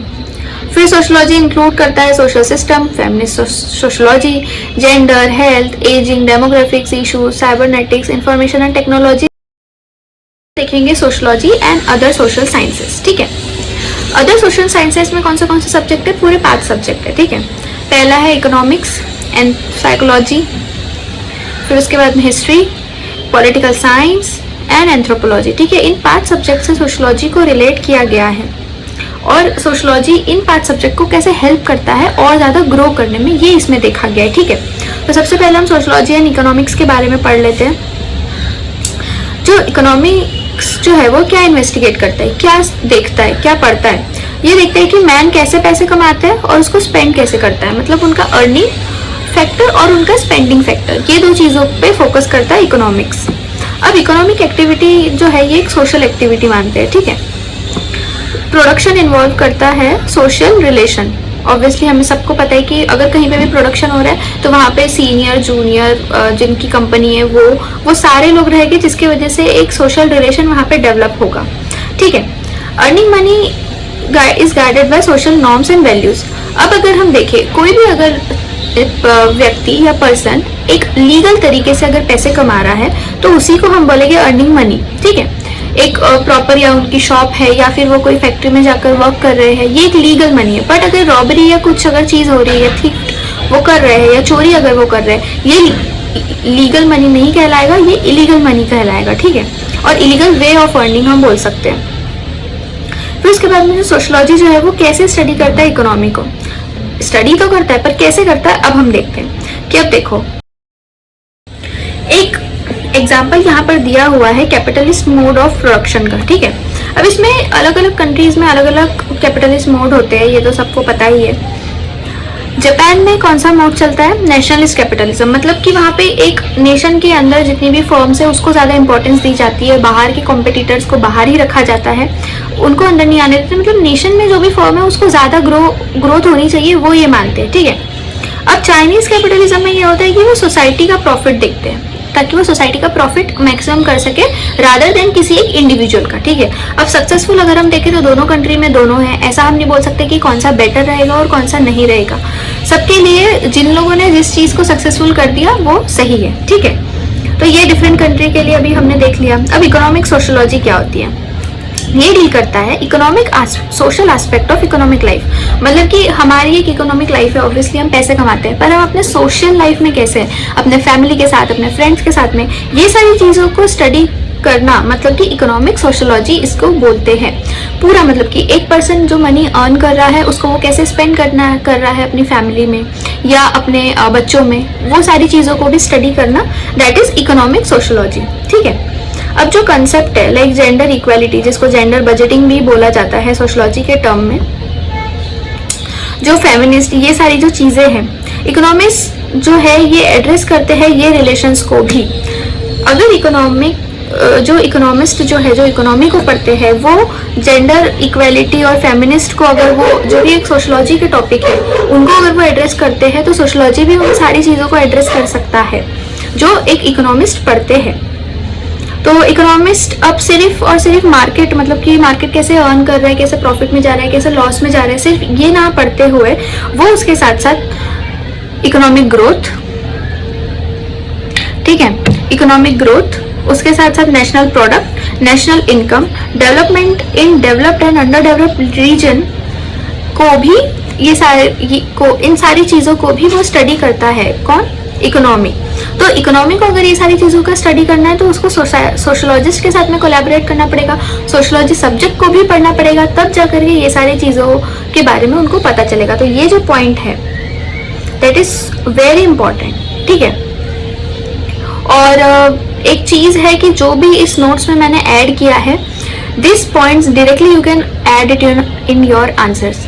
इस पॉइंट को डायरेक्टली आंसर्स में लिख सकते हो, कोई प्रॉब्लम नहीं है, क्योंकि ये बुक से लिए गए हैं और ये इंपॉर्टेंट पॉइंट्स को ही मैंने इस स्लाइड में ऐड किए हैं, ठीक है। इकोनॉमिस्ट जो है वो यूज़ करते हैं सोशल थेरीज ताकि वो फॉर्मुलेट कर सके new theories and policies. Sociological theories को यूज़ करके इकोनॉमिक थेरीज बनाई जा रही है, और इससे बड़ी चीज़ क्या चाहिए सोशोलॉजिस्ट को, सोशोलॉजी उसमें भी हेल्प कर रहा है। अब इसमें हम एक अब बुक में इकोनॉमिक्स और सोशोलॉजी को लेकर के थोड़ा डिफरेंशिएट किया गया है कि कौन सी चीज़ किस चीज़ पर फोकस, मतलब कौन सा सब्जेक्ट किन चीज़ पर फोकस करता है। तो एक बार हम देख लेते हैं, भले ये it is not important like answer point of view कि आंसर में ये सारी चीज़ें ऐड करने की ज़रूरत नहीं है, बट एक हमें नॉलेज होना चाहिए, हमें पता होना चाहिए, इसलिए हम ये देख रहे हैं, ठीक है। तो इकोनॉमिक्स जो है ये बहुत ही नैरो एंड स्पेसिफिक होता है, और सोशोलॉजी ऑब्वियसली बहुत ब्रॉडर होता है क्योंकि ये ह्यूमन एक्टिविटी को पढ़ता है। इकोनॉमिक्स अगर हम देखें, ये प्योरली जो इकोनॉमिक वेरिएबल क्या होते हैं कि price, supply, money flow, output, input output, ये सारी चीज़ों पर फोकस करता है रादर अगर हम देखें जो सोशोलॉजी जो है ये एक्चुअली जो सारे के सारे ऑर्गेनाइजेशन है उनमें जो लेबर जो सप्लाई करते हैं वो in values and preferences in the supply of labour as affected by values and preferences, मतलब कि जो लेबर को सप्लाई कर रहे हैं वो अफेक्ट कैसे हो रहे हैं उनके काउंट पे, या हम देखें जो एजुकेशन जो है वो इकोनॉमिक बिहेवियर को कैसे अफेक्ट कर रहा है। ऑब्वियसली जो लोग ज़्यादा पढ़े लिखे होंगे वो ज़्यादा ऊपर के पोजीशन पे होंगे और जो कम पढ़े लिखे होंगे वो नीचे के पोजीशन पे होंगे। कास्ट सिस्टम कैसे अफेक्ट कर रही है इकोनॉमिक डेवलपमेंट में, ये भी सोशोलॉजी स्टडी करता है, ठीक है। अब उसके बाद में हम देखें इकोनॉमिक्स जो है, जो ट्रेडिशनल इकोनॉमिक्स जो है वो समझते थे जो इकोनॉमिक एक्टिविटी है उसको एक ब्रॉडर फ्रेमवर्क में, मतलब कि ओनरशिप से लेकर के रिलेशन ऑफ प्रोडक्शन तक के सारी चीज़ इकोनॉमिक्स जो है वो देखता है। अब सोशोलॉजिस्ट अगर हम देखें सोशोलॉजिस्ट के पॉइंट ऑफ व्यू से, तो ये इकोनॉमिक थ्योरी को बहुत ही रिडक्शनिस्ट, मतलब बहुत ही नैरो होने की वजह से इसको ऑब्वियसली इसका क्रिटिसिज्म करता है, और इनके वजह से जो इकोनॉमिक्स का जो कंसेप्ट है, सोशलॉजी का बोलना है कि जो इकोनॉमिक्स का जो कंसेप्ट है वो इग्नोर करता है टोटली सोशल फैक्टर को। ऑब्वियसली वो तो बोलेगा ही कि सोशलॉजी तो क्रिटिसाइज करेगा ही इकोनॉमिक्स को उसके नैरो होने पे, क्योंकि वो ह्यूमन काइंड को नहीं स्टडी करता है, क्योंकि इकोनॉमिक्स का ये काम ही नहीं है, इस वजह से, ठीक है। अब अगर हम देखें जो इकोनॉमिक्स है वो बहुत ही ज़्यादा सिस्टमेटिक और बहुत साइंटिफिक है, ठीक है। इसमें कुछ लॉज होते हैं, उसी लॉज के अकॉर्डिंग ये चीज़ें प्रेडिक्ट करता है और जो भी इकोनॉमिक फेनोमेनन है उसी के अकॉर्डिंग ये चलता है। पर अगर हम देखें सोशोलॉजी के पास में कोई भी टेक्निकल सॉल्यूशन नहीं होता है किसी भी चीज़ का, वो इतना भी ज़्यादा एक्सपेरिमेंट मतलब इसमें हम फॉलो नहीं कर सकते हैं। एक्सपेरिमेंटल रिजल्ट्स जो है ये ऑब्वियसली इसमें क्वेश्चनिंग एंड क्रिटिकल पर्सपेक्टिव, मतलब कि बूझो तो जानो वाली जो बात है ये सोशोलॉजी में चलती है, ठीक है। उस चीज़ को हम समझेंगे और फिर ही हमें उससे रिजल्ट समझ आएगा, कोई एक्सपेरिमेंटल डेटा इसमें काम नहीं आएगा। जो स्कोप है थ्योरी बिल्डिंग का और जो लॉस का इकोनॉमिक्स में, इसमें कौन से लॉस चलते हैं, law of demand and supply, ये इकोनॉमिक्स में भी पढ़ा होगा आप लोगों ने, और जो कि यूनिवर्सल है एप्लीकेशन में, मतलब कि अगर डिमांड ज़्यादा हुई तो सप्लाई कम होगा, अगर सप्लाई ज़्यादा हुआ तो डिमांड कम होगी, और अगर सप्लाई कम हुआ तो डिमांड ज़्यादा, ठीक है। बेसिकली ये इन लॉ पे चलता है, पर सोशोलॉजी की कोई भी ऐसे एक परफेक्ट लॉ नहीं है जिसपे सोशोलॉजी को हम स्टडी कर सके। तो अब हम देखते हैं नेक्स्ट स्लाइड पे। अब हम देखते हैं सोशोलॉजी एंड साइकोलॉजी, ठीक है। तो सोशोलॉजी तो सबको पता ही है, अब हम साइकोलॉजी पे इस पे थोड़ा सा फोकस कर लेते हैं कि एक्चुअली होता क्या है। साइकोलॉजी को डिफाइन किया गया है साइंस ऑफ बिहेवियर, ठीक है। साइंस ऑफ बिहेवियर मतलब जो कि मेंटल सिस्टम को स्टडी करता है, मतलब कि ह्यूमन ब्रेन को स्टडी करता है, फोकस करता है इंडिविजुअल पे, ठीक है, और close to natural sciences. Natural science मतलब ऑब्वियसली साइंस है। इंडिविजुअल एक पर्सन, एक इंडिविजुअल अपने लाइफ में खुद को लेके या सोसाइटी को लेकर के क्या सोचता है, इस बारे में साइकोलॉजी स्टडी करता है।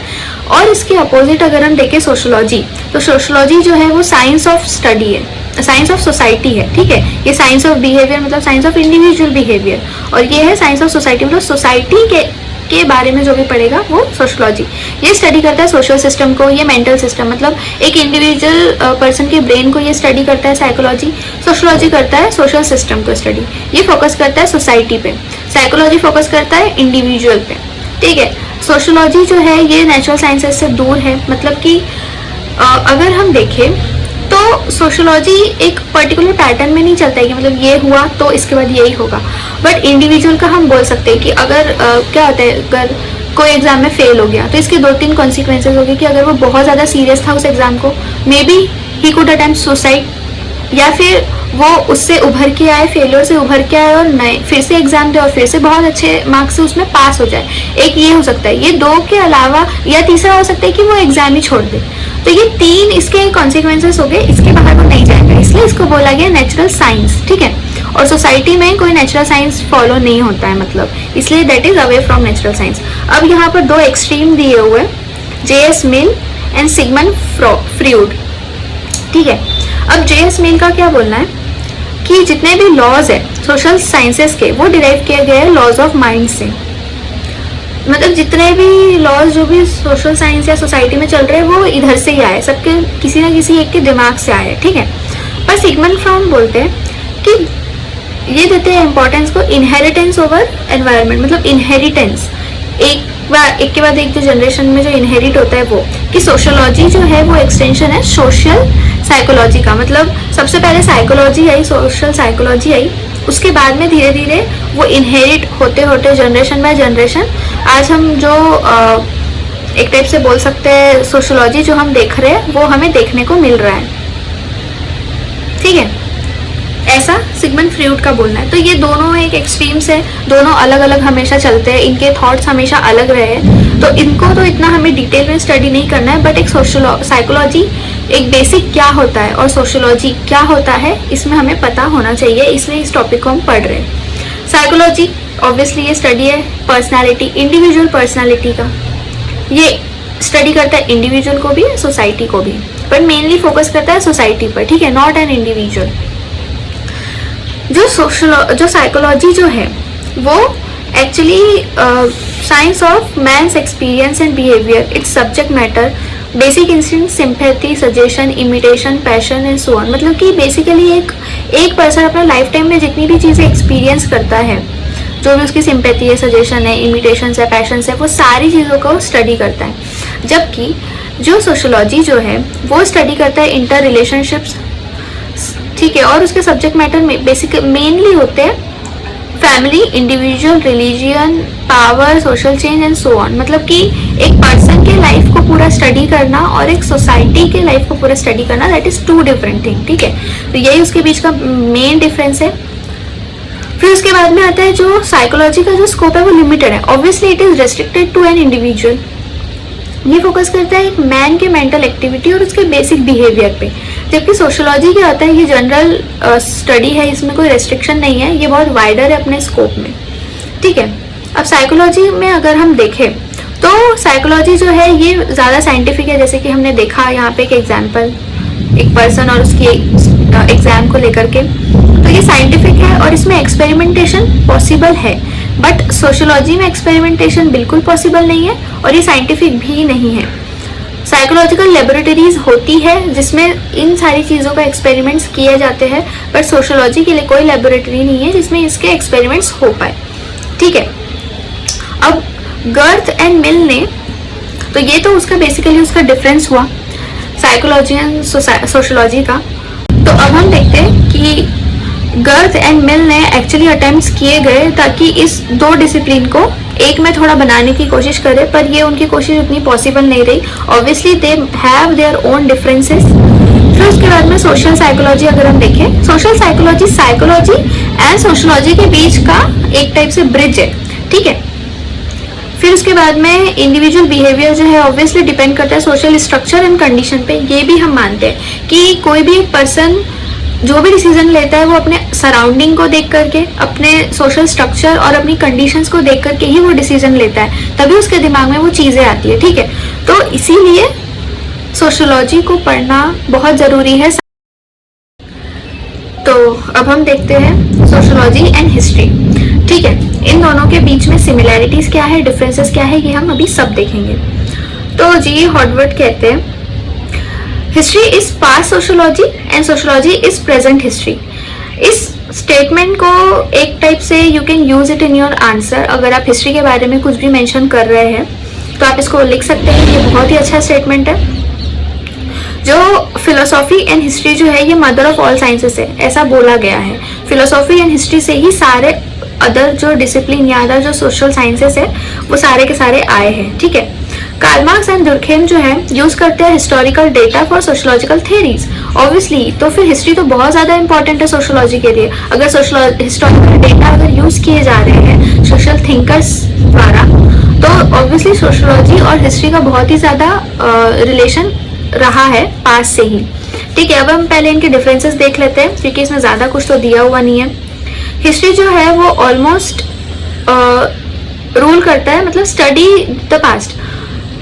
हिस्ट्री एकमात्र सब्जेक्ट है जो पास्ट को स्टडी करता है, ठीक है। सोशियोलॉजी जो है वो रीसेंट, पास्ट एंड प्रेजेंट, मतलब ऐसा नहीं कि हिस्ट्री जैसे अब 5-10 सेंचुरी पहले जितना स्टडी करता है उतना सोशोलॉजी पढ़ता है, नहीं, ये थोड़ा बस रिसेंट, पास्ट एंड प्रेजेंट के ऊपर ही फोकस करता है सोशोलॉजी। हिस्टोरियंस जो होते हैं वो एक्चुअल इवेंट और कैसे थिंग्स हुई इस पे ये पहले मतलब देखा जाता था कि मतलब ये अगर जो आज जो भी चीजें हो रही है, प्रेजेंट में जो भी चीजें हो रही है, पास्ट में ऐसा क्या हुआ जिसकी वजह से आज ये प्रेजेंट सिचुएशन आई है, ये पूरा हिस्ट्री में स्टडी किया जाता है। जो सोशोलॉजी जो है वो फोकस करता है ओनली कैजुअल रिलेशनशिप्स में, ठीक है, मतलब कि अभी क्या हो रहा है इसमें फोकस करता है, पहले का कुछ भी नहीं। हिस्ट्री जो है ये कॉन्क्रीट डिटेल्स है, मतलब कि ऑब्वियसली जो डिटेल्स कभी चेंज नहीं की जा सकती है, और इसका जो ऑब्जेक्टिव जो होता है, इसका जो पर्पस होता है, ये डिस्कस करता है बस रियल इवेंट को। कोई मनगढ़ंत कहानी को हिस्ट्री एंटरटेन नहीं करता है, ये देखा गया है। जो सोशोलॉजी जो है ये ऑब्वियसली ये भी कॉन्क्रीट रियलिटी को ही स्टडी करता है, कैटेगराइज करता है और जनरलाइज भी करता है। कुछ कुछ चीज़ें ये इवेंट अपने मन से भी मतलब सोशल थिंकर इमेजिन कर लेते कि अगर ऐसा हुआ होता तो मे बी ये हो सकता था, पर हिस्ट्री में ऐसा कुछ नहीं होता है, ठीक है। हिस्ट्री जो है बहुत ज़्यादा डिस्क्रिप्टिव है। सोशोलॉजी अगर हम देखें ये ज़्यादा डिस्क्रिप्टिव नहीं है, नॉर्मेटिव एलिमेंट्स में जो इसमें होते हैं बस वही है, ठीक है। अब जो हिस्ट्री जो है वो जनरली देखता है इवेंट्स जो कि पुराने टाइम से जो चले आ रहे हैं उन इवेंट्स पे फोकस करता है, और जो सोशोलॉजी जो है ये फोकस करता है नेचुरल रिलेशंस और इंस्टीट्यूशंस, बस ज़्यादा इससे ज़्यादा और किसी भी चीज़ पे सोशोलॉजी फोकस नहीं करता है। तो अगर हम देखें सोशोलॉजी को बहुत सारी इंपॉर्टेंट इंफॉर्मेशन मिलती है हिस्ट्री के हेल्प से, तो ऑब्वियसली सोशोलॉजी और हिस्ट्री को साइमल्टेनियसली पढ़ना बहुत इंपॉर्टेंट है।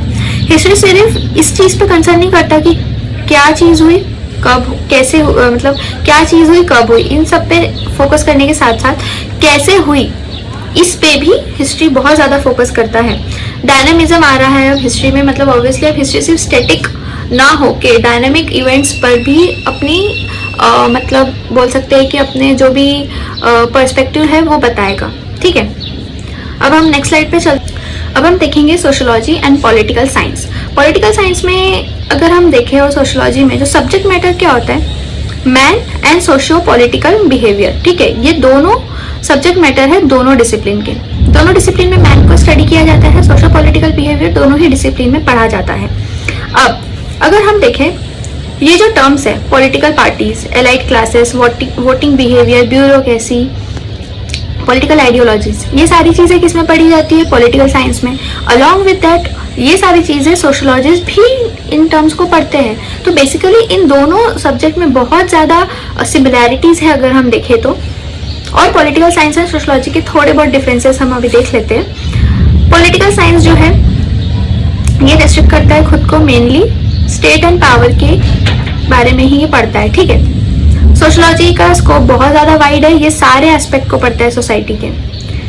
सब्जेक्ट मैटर जो है पॉलिटिकल साइंस का ये कोडिफाइड है, मतलब कि सब्जेक्ट मैटर जो है इसका बहुत ज़्यादा रेस्ट्रिक्टेड है, इतना ही रहेगा। मतलब उसमें वोटिंग बिहेवियर ही पढ़ा जाएगा, एलिट क्लासेस ही पढ़ा जाएगा, पॉलिटिकल पार्टीज ही पढ़ा जाएगा, ये सब। लेकिन सोशोलॉजी में ऐसा कुछ नहीं है, ये ओपन एंडेड है अपनी अप्रोच में, क्योंकि ये हर चीज़ को पढ़ सकता है, ठीक है।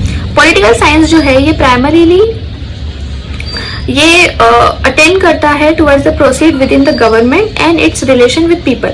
गवर्नमेंट के अंदर क्या रिलेशन है, क्या चीज़ें हो रही है, और उनका पीपल के साथ में क्या रिलेशन है, ये सारी चीज़ों को पॉलिटिकल साइंस स्टडी करता है।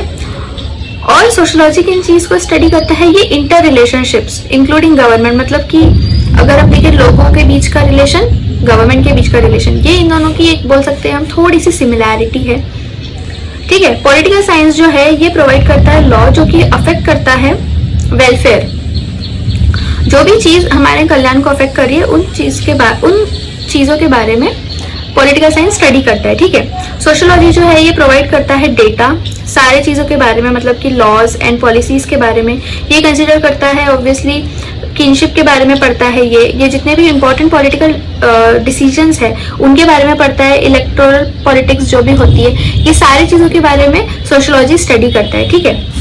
बेसिकली दोनों में बहुत कॉमन सी चीज़ें हैं, मतलब बहुत सिमिलैरिटी है, पर थोड़े बहुत डिफरेंसेस भी है, ये तो हम मानते हैं, ठीक है। सोशोलॉजिकल स्टडीज़ अगर हम देखें, जो पॉलिटिकल ऑर्गेनाइजेशन है, सोशोलॉजिकल स्टडीज़ में political organisation, voting behaviour, caste politics, role of gender in politics, ये सारे पॉइंट्स आते हैं और इन सब के बारे में हम पढ़ते हैं, ठीक है। सोशोलॉजिकल स्टडीज में ये भी पॉलिसीज रहती है जो गवर्नमेंट का वेलफेयर करे, मतलब welfare policies for government and for people also, ये भी सोशोलॉजिकल स्टडीज में होती है। Vote bank politics, power elite, ये सारे टर्म्स जो है ये किन्होंने दिया है, सोशोलॉजिस्ट ने ही दिया है, जो कि अब पॉलिटिकल साइंस में यूज हो रहा है। मतलब बेसिकली अगर हम देखें तो सोशोलॉजी जो है ये सबसे पहले आया, उसके बाद में ही पॉलिटिकल साइंस आया है, थोड़ा बहुत उसके पार्ट्स को लेकर के, ठीक है। पॉलिटिकल सिस्टम जो है अफेक्ट करता है सोशल इंस्टीट्यूशन को, ऑब्वियसली अगर गवर्नमेंट या लॉज में कोई चेंजेस होते हैं तो ये सोसाइटी में भी बहुत ज़्यादा अफेक्ट करते हैं, ठीक है। अब जैसे कि हम देख सकते हैं कि रूल्स अगर हम देखें, जो ऑर्गेनाइजेशन ऑफ फैमिली है वो चाइना में कैसे रेस्ट्रिक्ट करी गई है कि 2 चिल्ड्रन नॉर्म, मतलब कि एक फैमिली में 2 ही चिल्ड्रन रहेंगे। अगर 3rd चिल्ड्रन अगर उसमें होता है फैमिली में तो उसको कोई भी गवर्नमेंट फैसिलिटीज या बाकी सारी चीज़ों में उसका कोई भी उसको लाभ नहीं मिलेगा, ठीक है। अमेरिका देता है फ्रीडम टू फैमिली, मतलब कितने भी बच्चे रख सकते हो, इसमें कोई रेस्ट्रिक्शन नहीं है। पाकिस्तान जो है ये फॉलो करता है रिलीजियस कोड, ठीक है, मतलब अपने जो रिलीजियन का जो कोड है वो ये फॉलो करता है। तो ये है सोशोलॉजी एंड पॉलिटिकल साइंस के बीच जो सिमिलैरिटीज है और जो थोड़े बहुत डिफरेंसेस है। अब हम नेक्स्ट देख लेते हैं सोशोलॉजी एंड एंथ्रोपोलॉजी। तो अब हम देखते हैं नेक्स्ट स्लाइड पे सोशोलॉजी एंड एंथ्रोपोलॉजी, ठीक है। सोशोलॉजी एंड एंथ्रोपोलॉजी में क्या होता है कि सोशोलॉजी स्टडी करता है इंडस्ट्रियलाइज सोसाइटी के बारे में, ठीक है, और एंथ्रोपोलॉजी स्टडी करता है प्रिमिटिव सोसाइटी के बारे में। सोशोलॉजी किसके बारे में पढ़ता है? इंडस्ट्रियलाइज सोसाइटी, मतलब कि अभी जो इंडस्ट्रियल रिवॉल्यूशन के बाद में जो सोसाइटी है, ऑब्वियसली उसका बर्थ ही तब हुआ है इतना लेट, तो वो इंडस्ट्रियलाइज सोसाइटी के बारे में ही पढ़ता है। और एंथ्रोपोलॉजी मतलब कि जो प्रिमिटिव सोसाइटी, मतलब पहले जब इतना ज़्यादा डेवलपमेंट नहीं था सोसाइटी में, उसके बारे में पढ़ता है, ठीक है। जो दोनों डिसिप्लिन जो है सिमिलर है, दोनों स्टडी करते हैं मैन को, बस सोसाइटी के टाइम पीरियड में डिफरेंस है कि वो कब का मतलब टाइम पीरियड फॉलो करते हैं। दोनों डिसिप्लिन जो है वो ग्रो हुए इन कोऑपरेशन विद ईच अदर, ठीक है। दोनों डिसिप्लिन बोल सकते हैं कि दोनों थोड़ा साथ साथ तो नहीं पर एक के बाद एक वो डेवलप हुए हैं, बट कोऑपरेशन में। इन टर्म्स ऑफ अगर कंसेप्ट अगर हम देखें और interest and method of society, ये दोनों डिसिप्लिन मतलब एक ही चीज़ पे वो ग्रो हुए, ठीक है। मतलब कि दोनों का एरिया ऑफ इंटरेस्ट सेम ही है, दोनों का कॉन्सेप्ट जो यूज़ करते हैं वो सेम है, मेथड जो है वो भी सेम है, बस टाइम पीरियड अलग है सोसाइटी को स्टडी करने का। एग्जाम्पल अगर हम देखें वर्क ऑफ मालिनोव्स्की, ये यूज होता है दोनों डिसिप्लिन में। मालिनोव्स्की एक मतलब सोशल थिंकर है जिनका जो वर्क है दोनों ही डिसिप्लिन में यूज होता है। एंथ्रोपोलॉजी, सोशोलॉजी, सोशल साइंस, ये तीनों में बहुत ज़्यादा सिमिलैरिटी है, मतलब ठीक है, बहुत ज़्यादा डिफरेंस हम इनमें नहीं बता सकते। एंथ्रोपोलॉजी एंड सोशोलॉजी के थोड़े बहुत डिफरेंसेस हैं जो कि हम अभी देख लेते हैं। जो एंथ्रोपोलॉजी जो है उसने बर्थ लिया था क्यूरियोसिटी से। जो वेस्टर्न स्कॉलर जो थे, मतलब पहले जो प्रिमिटिव सोसाइटी थी वेस्टर्न कंट्रीज़ में, वहाँ पे बस क्यूरियस थे लोग, वहाँ के मतलब स्कॉलर्स बोल सकते हैं, वेस्टर्न स्कॉलर्स। इस वजह से एंथ्रोपोलॉजी ने बर्थ लिया। अब जो सोशोलॉजी जो है वो ओरिजिनेट हुआ फिलोसॉफी से, philosophy of history, political thought, positive science in light of challenges posed by modernity. Modernity जब आई तब सोशोलॉजी का बर्थ हुआ। और एंथ्रोपोलॉजी का कब बर्थ हुआ? जब वेस्टर्न कंट्रीज़ में, मतलब बहुत साल पहले वेस्टर्न कंट्रीज़ में जो वेस्टर्न स्कॉलर्स हुआ करते थे, उनके क्यूरियोसिटी से एंथ्रोपोलॉजी का बर्थ हुआ, ठीक है। अब एंथ्रोपोलॉजी जो है वो एंथ्रोपोलॉजिस्ट जो है जो इसकी स्टडी करते हैं वो एनालाइज करते हैं और डिस्क्राइब करते हैं न्यूट्रल टर्म्स, क्योंकि ये खुद को रखते हैं बाहर without being involve in values. मतलब कि जब ये लोग स्टडी करते हैं एंथ्रोपोलॉजी की तो खुद को एक टाइप से अलग रख के सिर्फ सोसाइटी या सोसाइटी की स्टडी करते हैं, ठीक है। लेकिन जब सोशोलॉजिस्ट इन सारी चीज़ों को पढ़ते हैं, मतलब सोसाइटी की वैल्यूज़ को, तो वो खुद को भी उस चीज़ में इंक्लूड करते हैं, ठीक है, अपने आप को बाहर नहीं रखते। मतलब एंथ्रोपोलॉजी में बोल सकते हैं कि ये एंथ्रोपोलॉजी है, ये एंथ्रोपोलॉजिस्ट है, ये सिर्फ सोसाइटी को बाहर से पढ़ रहे हैं खुद को अलग रख के। और अगर सोशोलॉजिस्ट अगर हम देखें तो खुद को अंदर रख के सोसाइटी की स्टडी कर रहे हैं। अब जो एंथ्रोपोलॉजिस्ट जो है वो एक्चुअली स्मॉल सोसाइटी को स्टडी करते हैं, ठीक है। जो कि रिलेटिवली अनचेंजिंग है and lacking in human records, मतलब हिस्टोरिकल रिकॉर्ड्स। हिस्टोरिकल रिकॉर्ड्स में जिन सोसाइटी का डिस्क्रिप्शन भी नहीं किया हुआ है उन सोसाइटी को एंथ्रोपोलॉजिस्ट पढ़ते हैं। और सोशोलॉजिस्ट तो हमको पता है मॉडर्निटी के बाद ही है, तो मॉडर्निटी के बाद जो सोसाइटी है उसी को स्टडी करते हैं। एंथ्रोपोलॉजिस्ट जो है वो जनरली स्टडी करते हैं एंड ऑब्जर्व करते हैं जो भी वो देखते हैं और थोड़ा बहुत एनालिसिस करते हैं वो, ठीक है। और जो सोशोलॉजिस्ट जो है वो एक्चुअली एक स्टैटिस्टिक्स बनाते हैं, क्वेश्चनर फॉर्म क्रिएट करते हैं और उसके बाद में वो एक थोड़ा बहुत एक्सपेरिमेंटल डेटा कलेक्ट करते हैं और फिर उसके बाद में जो भी क्वांटिटेटिव जितनी भी चीज़ें होती है उसको वो मतलब नोट डाउन करते हैं। और एंथ्रोपोलॉजी जो है वो क्वालिटेटिव, ठीक है, मतलब सिर्फ क्वांटिटी में कितना है, कितने लोग हैं वगैरह, पर सोशोलॉजी फोकस करता है क्वांटिटेटिव स्टडी में, ठीक है। एंथ्रोपोलॉजी जो है वो स्टडी करते हैं फिजिकल एस्पेक्ट जो कि इवोल्यूशन एंड बायोलॉजी से रिलेटेड है और सोशोलॉजी जो है वो मेनली फोकस करता है कल्चरल एंड सोशल एस्पेक्ट में, ठीक है। अब अगर हम देखें जो एंथ्रोपोलॉजिस्ट एंड सोशोलॉजिस्ट जो है वो बेसिकली फोकस करते हैं प्रोसेस ऑफ, ये फोकस करते हैं economic growth and social change की जो प्रोसेस है उस पर। दोनों अभी तो हमने डिफरेंसेस देख रहे हैं, अब सिमिलैरिटी देखते हैं। ये फोकस करते हैं इकोनॉमिक एंड सोशल चेंज की जो प्रोसेस है उस पर। जो दोनों जो डिसिप्लिन है वो स्टडी करते हैं अफ्रीकन एंड एशियन सोसाइटी, ठीक है, जो कि which are coming under the impact of west, ठीक है। दोनों सोशोलॉजिस्ट एंड एंथ्रोपोलॉजिस्ट ये जो दोनों हैं ये दोनों अफ्रीकन एंड एशियन सोसाइटी को एक्चुअली स्टडी करते हैं क्योंकि ये जो है अभी आ रही है under the impact of western countries के इम्पैक्ट में बहुत ज़्यादा आ रही है, ठीक है। Talcott person and R K. Merton अगर हम देखें तो ये फंक्शनलिस्ट अप्रोच रखते हैं। विलियम वेट जो है पार्टिसिपेंट ऑब्जर्वेशन। ये जो टर्म्स है functionalist approach and participant observation ये हम आगे के चैप्टर्स में डिटेल में पढ़ने वाले हैं, तो इसको हम तभी पढ़ेंगे, ठीक है। बस अभी तो सोशोलॉजी एंड एंथ्रोपोलॉजी का डिफरेंसेस एंड सिमिलैरिटीज याद रखना। फिर हम देखते हैं सोशोलॉजी एंड कॉमन सेंस। इसमें एक्चुअली तो अब हम देखेंगे सोशोलॉजी एंड कॉमन सेंस के बीच में, ठीक है, जो भी सिमिलैरिटीज हो जो भी डिफरेंस हो सब कुछ। तो सबसे पहले हम देखते हैं कि सोशोलॉजी ये एक मियर कॉमन सेंस है। ऐसा जब सोशोलॉजी डेवलप हुआ था, मतलब जब सोशोलॉजी ने बर्थ लिया था तब से इसको ऐसा बोला जाता है कि सोशोलॉजी एक कॉमन सेंस नॉलेज है, ठीक है। वीडियो की शुरुआत में मैंने बताया था कि सोशोलॉजी को एज ए कॉमन सेंस माना जाता था बिगिनिंग में, पर बाद में फिर धीरे धीरे ये जो मतलब इस पे जो भी बोल सकते हैं ये अक्यूज्ड या जो आलक्षण इस पे लगाए गए थे ये धीरे धीरे हट गए और फिर सोशोलॉजी को कॉमन सेंस नहीं मानते, सोशोलॉजी को एज ए सिर्फ कॉमन सेंस नहीं मानते हैं, ठीक है। कॉमन सेंस जो है वो उसको हम डिफाइन करते हैं। अब कैसे, एक छोटी सी डेफिनेशन दी गई है कि जो रूटीन नॉलेज है जो भी पीपल को एवरीडे लाइफ में जो भी है वर्ल्ड एक्टिविटीज़ के बारे में उसको हम बोलते हैं एक्चुअली कॉमन सेंस। ये क्या होता है, ये इंडिविजुअलिस्टिक एक्सप्लेनेशन पे बेस्ड होता है और कोई भी एक ग्रांटेड नॉलेज नहीं होता है, मतलब कि ऐसा कोई नहीं कि ये स्टैंडर्ड नॉलेज है, जिसके भी मन में जो भी आए जिसने भी जो बोल दिया वो होता है बस कॉमन सेंस नॉलेज, ठीक है। अब कॉमन सेंस जो है वो समझता है जो भी सरफेस, मतलब कि जो भी ऊपरी नॉलेज एक टाइप से हम बोल सकते हैं, कोई एक डीप और अंडरस्टैंडिंग वाला नॉलेज नहीं, जो भी ऊपर दिखता है वो होता है कॉमन सेंस। पर जो सोशोलॉजी है वो हर चीज़ के तह तक जाता है, रूट कॉज तक जाता है, उसका इंटरकनेक्शन को वो एक्चुअली स्टडी करता है और जो भी हमें अपीयर नहीं है वो स्टडी करता है और उसको बोलते हैं सोशोलॉजी, ठीक है। कॉमन सेंस मतलब कि जो हमको दिखता है ऊपर जो हमने देख लिया, बोल दिया, कर लिया, वही सब, पर सोशोलॉजी ऐसा नहीं है, ठीक है।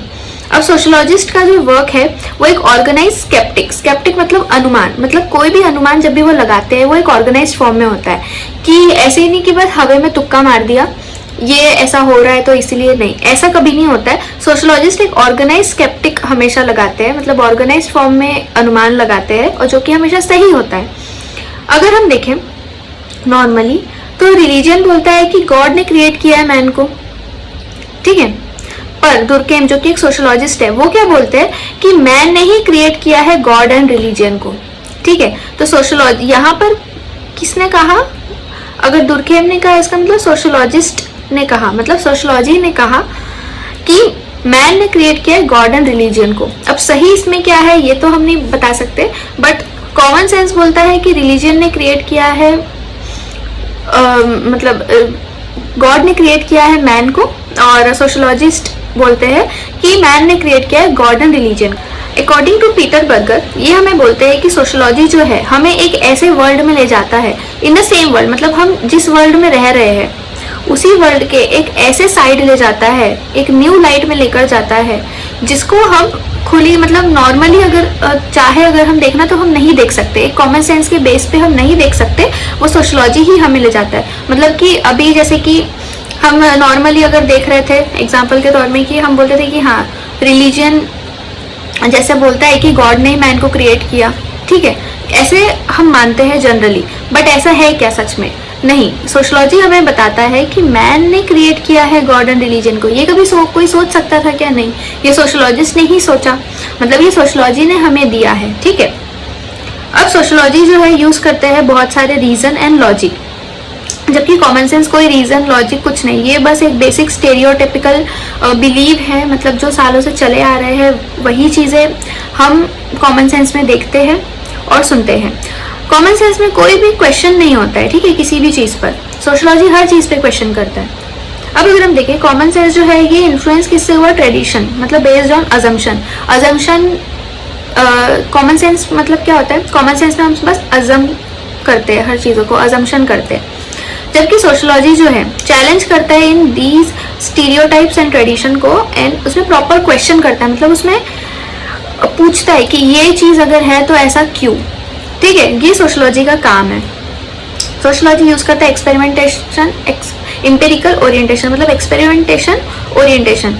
सोशियोलॉजी एक्सपेरिमेंट्स को भी थोड़ा बहुत फॉलो करता है। कॉमन सेंस जो है वो मोस्टली इंडिविजुअलिस्टिक और नेचुरलिस्टिक होता है, मतलब एक इंडिविजुअल के मन में जो भी आया उसने जो भी बोल दिया वो कॉमन सेंस है, वो सोशोलॉजिस्ट या सोशोलॉजी नहीं हो सकता, ठीक है। सोशोलॉजिस्ट अगर हम देखें हर चीज़ पे क्वेश्चन करते हैं, कॉमन सेंस वाले पढ़ने वाले जो लोग हैं वो किसी भी चीज़ पर क्वेश्चन नहीं करते। जो सोशोलॉजी जो है उसमें एक प्रॉपर एक ऑब्जेक्टिव होता है, कॉमन सेंस के पास में कोई प्रूफ कोई ऑब्जेक्टिव कुछ नहीं होता है। अब जैसे कि एग्जांपल के तौर पे हम देखते हैं, कभी कॉमन सेंस बोलता है कि बर्ड्स ऑफ फेदर फ्लॉक्स टुगेदर, मतलब जो जैसा होता है उसको वैसे ही लोग मिलते हैं, ठीक है। एक ये बोलता है कॉमन सेंस, और दूसरा कॉमन सेंस बोलता है कि अपोजिट अट्रैक्ट्स, ठीक है, मतलब एक पार्टनर जैसा है उसको वैसा ही पार्टनर मिलेगा, दोनों की सोच सिमिलर रहेगी। एक तरफ ये बोलता है कॉमन सेंस, दूसरी तरफ बोलता है कि अपोजिट अट्रैक्ट, तो मतलब कि एक ही टाइम पे दो अलग अलग बातें कर रहा है। ऐसा सोशोलॉजी कभी नहीं करता है, जब तक कि अनटिल एंड अनलेस सोशोलॉजी के पास में कोई प्रूफ नहीं होता है वो कोई भी बात अपनी आगे नहीं रखता है। अब सोशोलॉजी जो है वो रिजल्ट करता है एक generalisation and theory building. Sociologist जो है थ्योरीज बनाते हैं कोई भी चीज़ों को जनरलाइज करके। कॉमन सेंस बहुत पर्सन होता है, इसमें कोई थ्योरी या कुछ नहीं हो सकती है। दो पर्सन एक ही चीज़ पर अलग अलग कंक्लूजन ड्रॉ करते हैं, ऐसा कॉमन सेंस में होता है, पर ऐसा सोशोलॉजी में कभी नहीं होता। सोशोलॉजी जो है वो चेंज करता है अपना orientation, while common sense promotes status quoism. Status quoism मतलब कि एक ही स्थिति में रहना, कोई चेंज नहीं लाना। सोशोलॉजी टाइम के साथ साथ चेंज होता रहता है, जैसे जैसे सिचुएशन आ रही है उनके हिसाब से वो चेंज होता है, पर कॉमन सेंस में ऐसा कभी नहीं होता, वो समय के साथ चेंज नहीं होता है, ठीक है। जो सोशोलॉजी जो है वो उसमें नेवर एंडिंग डिबेट्स एक टाइप से हम बोल सकते हैं, हमेशा उसमें डिबेट्स हो गया, कुछ ना कुछ चलता रहेगा, ये चीज़ हो रही है तो क्यों हो रही है, हर चीज़ का वो रीज़न ढूंढते रहेंगे। पर कॉमन सेंस में कभी भी किसी भी चीज़ पर क्वेश्चन नहीं होता है, ठीक है। जो सोशोलॉजी जो है उसमें बॉडी ऑफ कॉन्सेप्ट होता है, मेथड्स एंड डेटा, ये सारी चीज़ें होती है। कॉमन सेंस में कॉमन सेंस सिर्फ जजमेंट के बेसिस पे होता है, इसमें कोई कॉन्सेप्ट या मेथड या डेटा नहीं होती है, ठीक है। आगे बढ़ते हैं। सोशोलॉजी जो है कवर करता है सारे एस्पेक्ट, ऑल एस्पेक्ट, मतलब कि हर एक व्यू पॉइंट से सोशोलॉजी एक टॉपिक को पढ़ता है। कॉमन सेंस ऐसा कुछ नहीं करता, ये कोई ना कोई एक चीज़ को पकड़ के ही अपना कंक्लूजन दे देगा, हर टॉपिक या हर पॉइंट ऑफ व्यू से नहीं स्टडी करेगा किसी भी चीज़ को, ठीक है। फॉर एग्जाम्पल अगर हम देखें पॉवर्टी, इंडोलेंट बिहेवियर, ठीक है, ये कॉमन सेंस का बोलना है, जबकि सोसाइटी का बोलना है कि एक स्ट्रक्चरल इनइक्वालिटी है, डिसेबिलिटी है, मतलब कि इनटॉलरेंट बिहेवियर मतलब कॉमन सेंस का बोलना है कि पॉवर्टी है, क्योंकि एक पर्सन अपने काम में मतलब बोल सकते हैं कि आलसपना दिखा रहा है, इस वजह से पॉवर्टी है। बट सोसाइटी इसको ऐसे एक्सेप्ट नहीं, सोशोलॉजी इसको ऐसे एक्सेप्ट नहीं करता। उसका बोलना है कि उसको काम बराबर नहीं मिल रहा है, या उसको जो भी वो काम कर रहा है उसके हिसाब से उसको वेज नहीं मिल रही है, इस वजह से वो गरीब रह गया। ठीक है, तो बेसिकली हर तारा देखने वाला एस्ट्रोनॉट नहीं होता है, जैसे हम ये कहावत है, वैसे ही सोशोलॉजी का है कि हर कॉमन सेंस में जो सोचने वाला है, कॉमन सेंस व्यू रखने वाला, वो सोशोलॉजिस्ट नहीं हो सकता। ठीक है, every common sensical observation is not sociological observation. ये देखते हैं कि concept of sociology framed with the help of common sense knowledge. Basically अब हम सिमिलैरिटी देखने वाले, तो ऑब्वियसली कि कॉमन सेंस ने सोशोलॉजी को डेवलप होने में कैसे हेल्प किया, इस बारे में हम देखेंगे। ठीक है, तो जो कॉन्सेप्ट है कुछ कुछ सोशोलॉजी के, वो कॉमन सेंस नॉलेज के हेल्प से ही बिल्ड हुए हैं, ऐसा माना जाता है।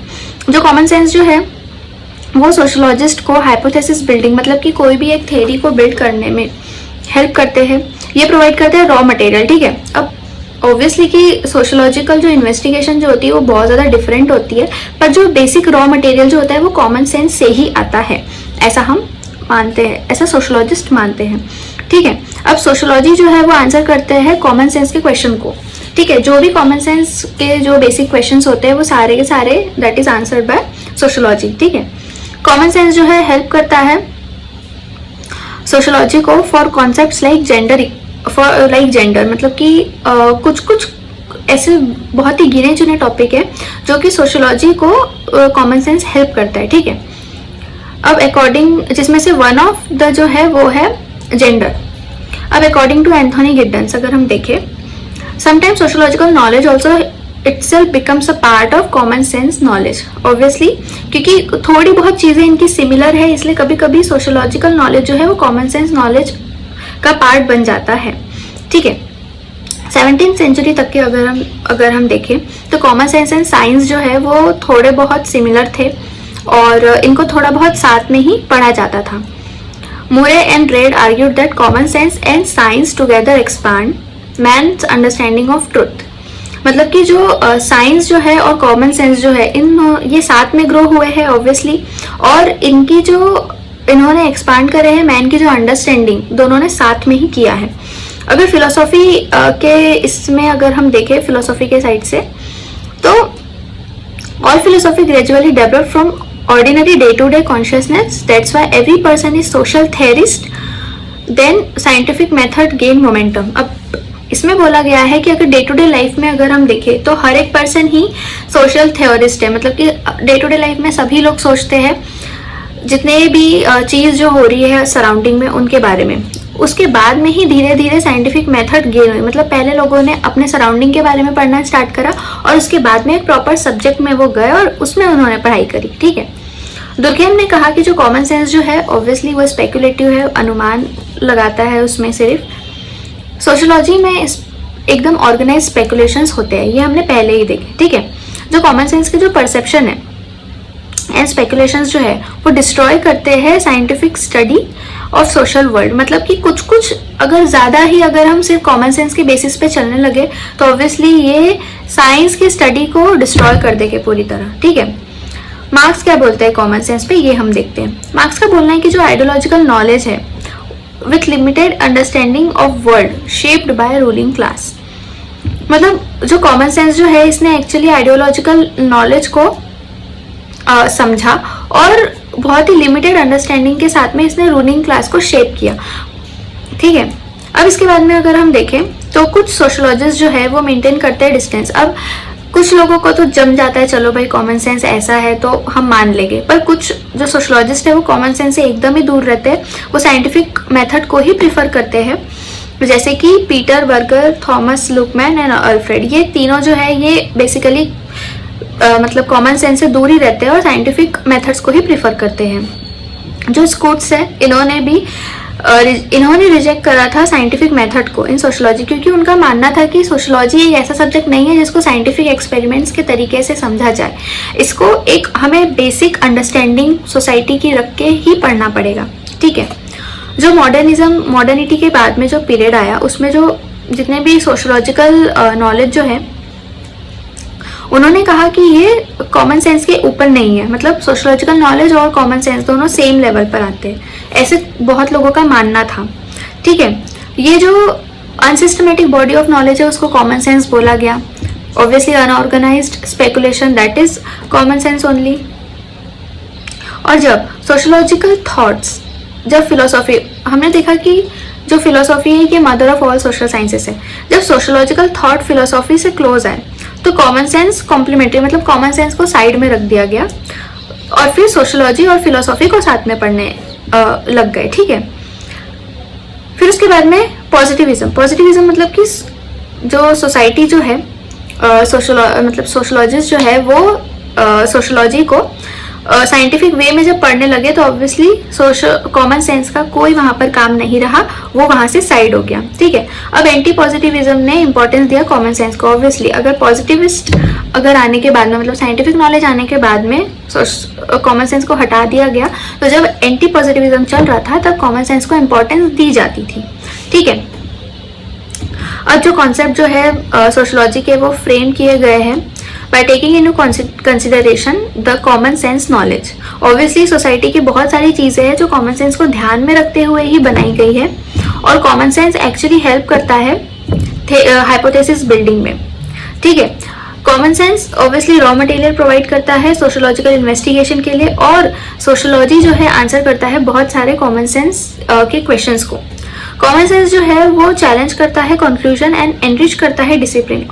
वैसे तो ये बात सही है नहीं कि कॉमन सेंस चैलेंज करता है कंक्लूजन को, क्योंकि कॉमन सेंस में क्वेश्चन की कोई जगह ही नहीं है, मतलब जो चल रहा है वैसे ही चलता है, सोशोलॉजी ही उस चीज़ को क्वेश्चन करता है। ठीक है, तो इसी के साथ हमारा चैप्टर खत्म होता है और हम इसमें PYQs मैंने दे दिए हैं और इसी के साथ हमारा चैप्टर खत्म होता है। तो ऑब्वियसली मैंने 2017 तक के सारे क्वेश्चंस यहाँ पर लिस्ट डाउन कर दिए हैं इस चैप्टर के, जो जो भी पूछे गए हैं। तो उसको ट्राई करना, पहले वीडियो कंप्लीट करो, फिर बुक एक बार रीड करो प्रॉपर्ली 1-2 बार और उसके बाद में ट्राई करो कि ये क्वेश्चंस बन रहे हैं कि नहीं। अगर बन रहे हैं, trust me, you are going in a really very correct direction of studying. इसको करो और अगर तो कोई भी चैप्टर से रिलेटेड क्वेरी हो प्लीज़ कमेंट सेक्शन में ज़रूर पूछना and please subscribe to my channel. Thank you so much.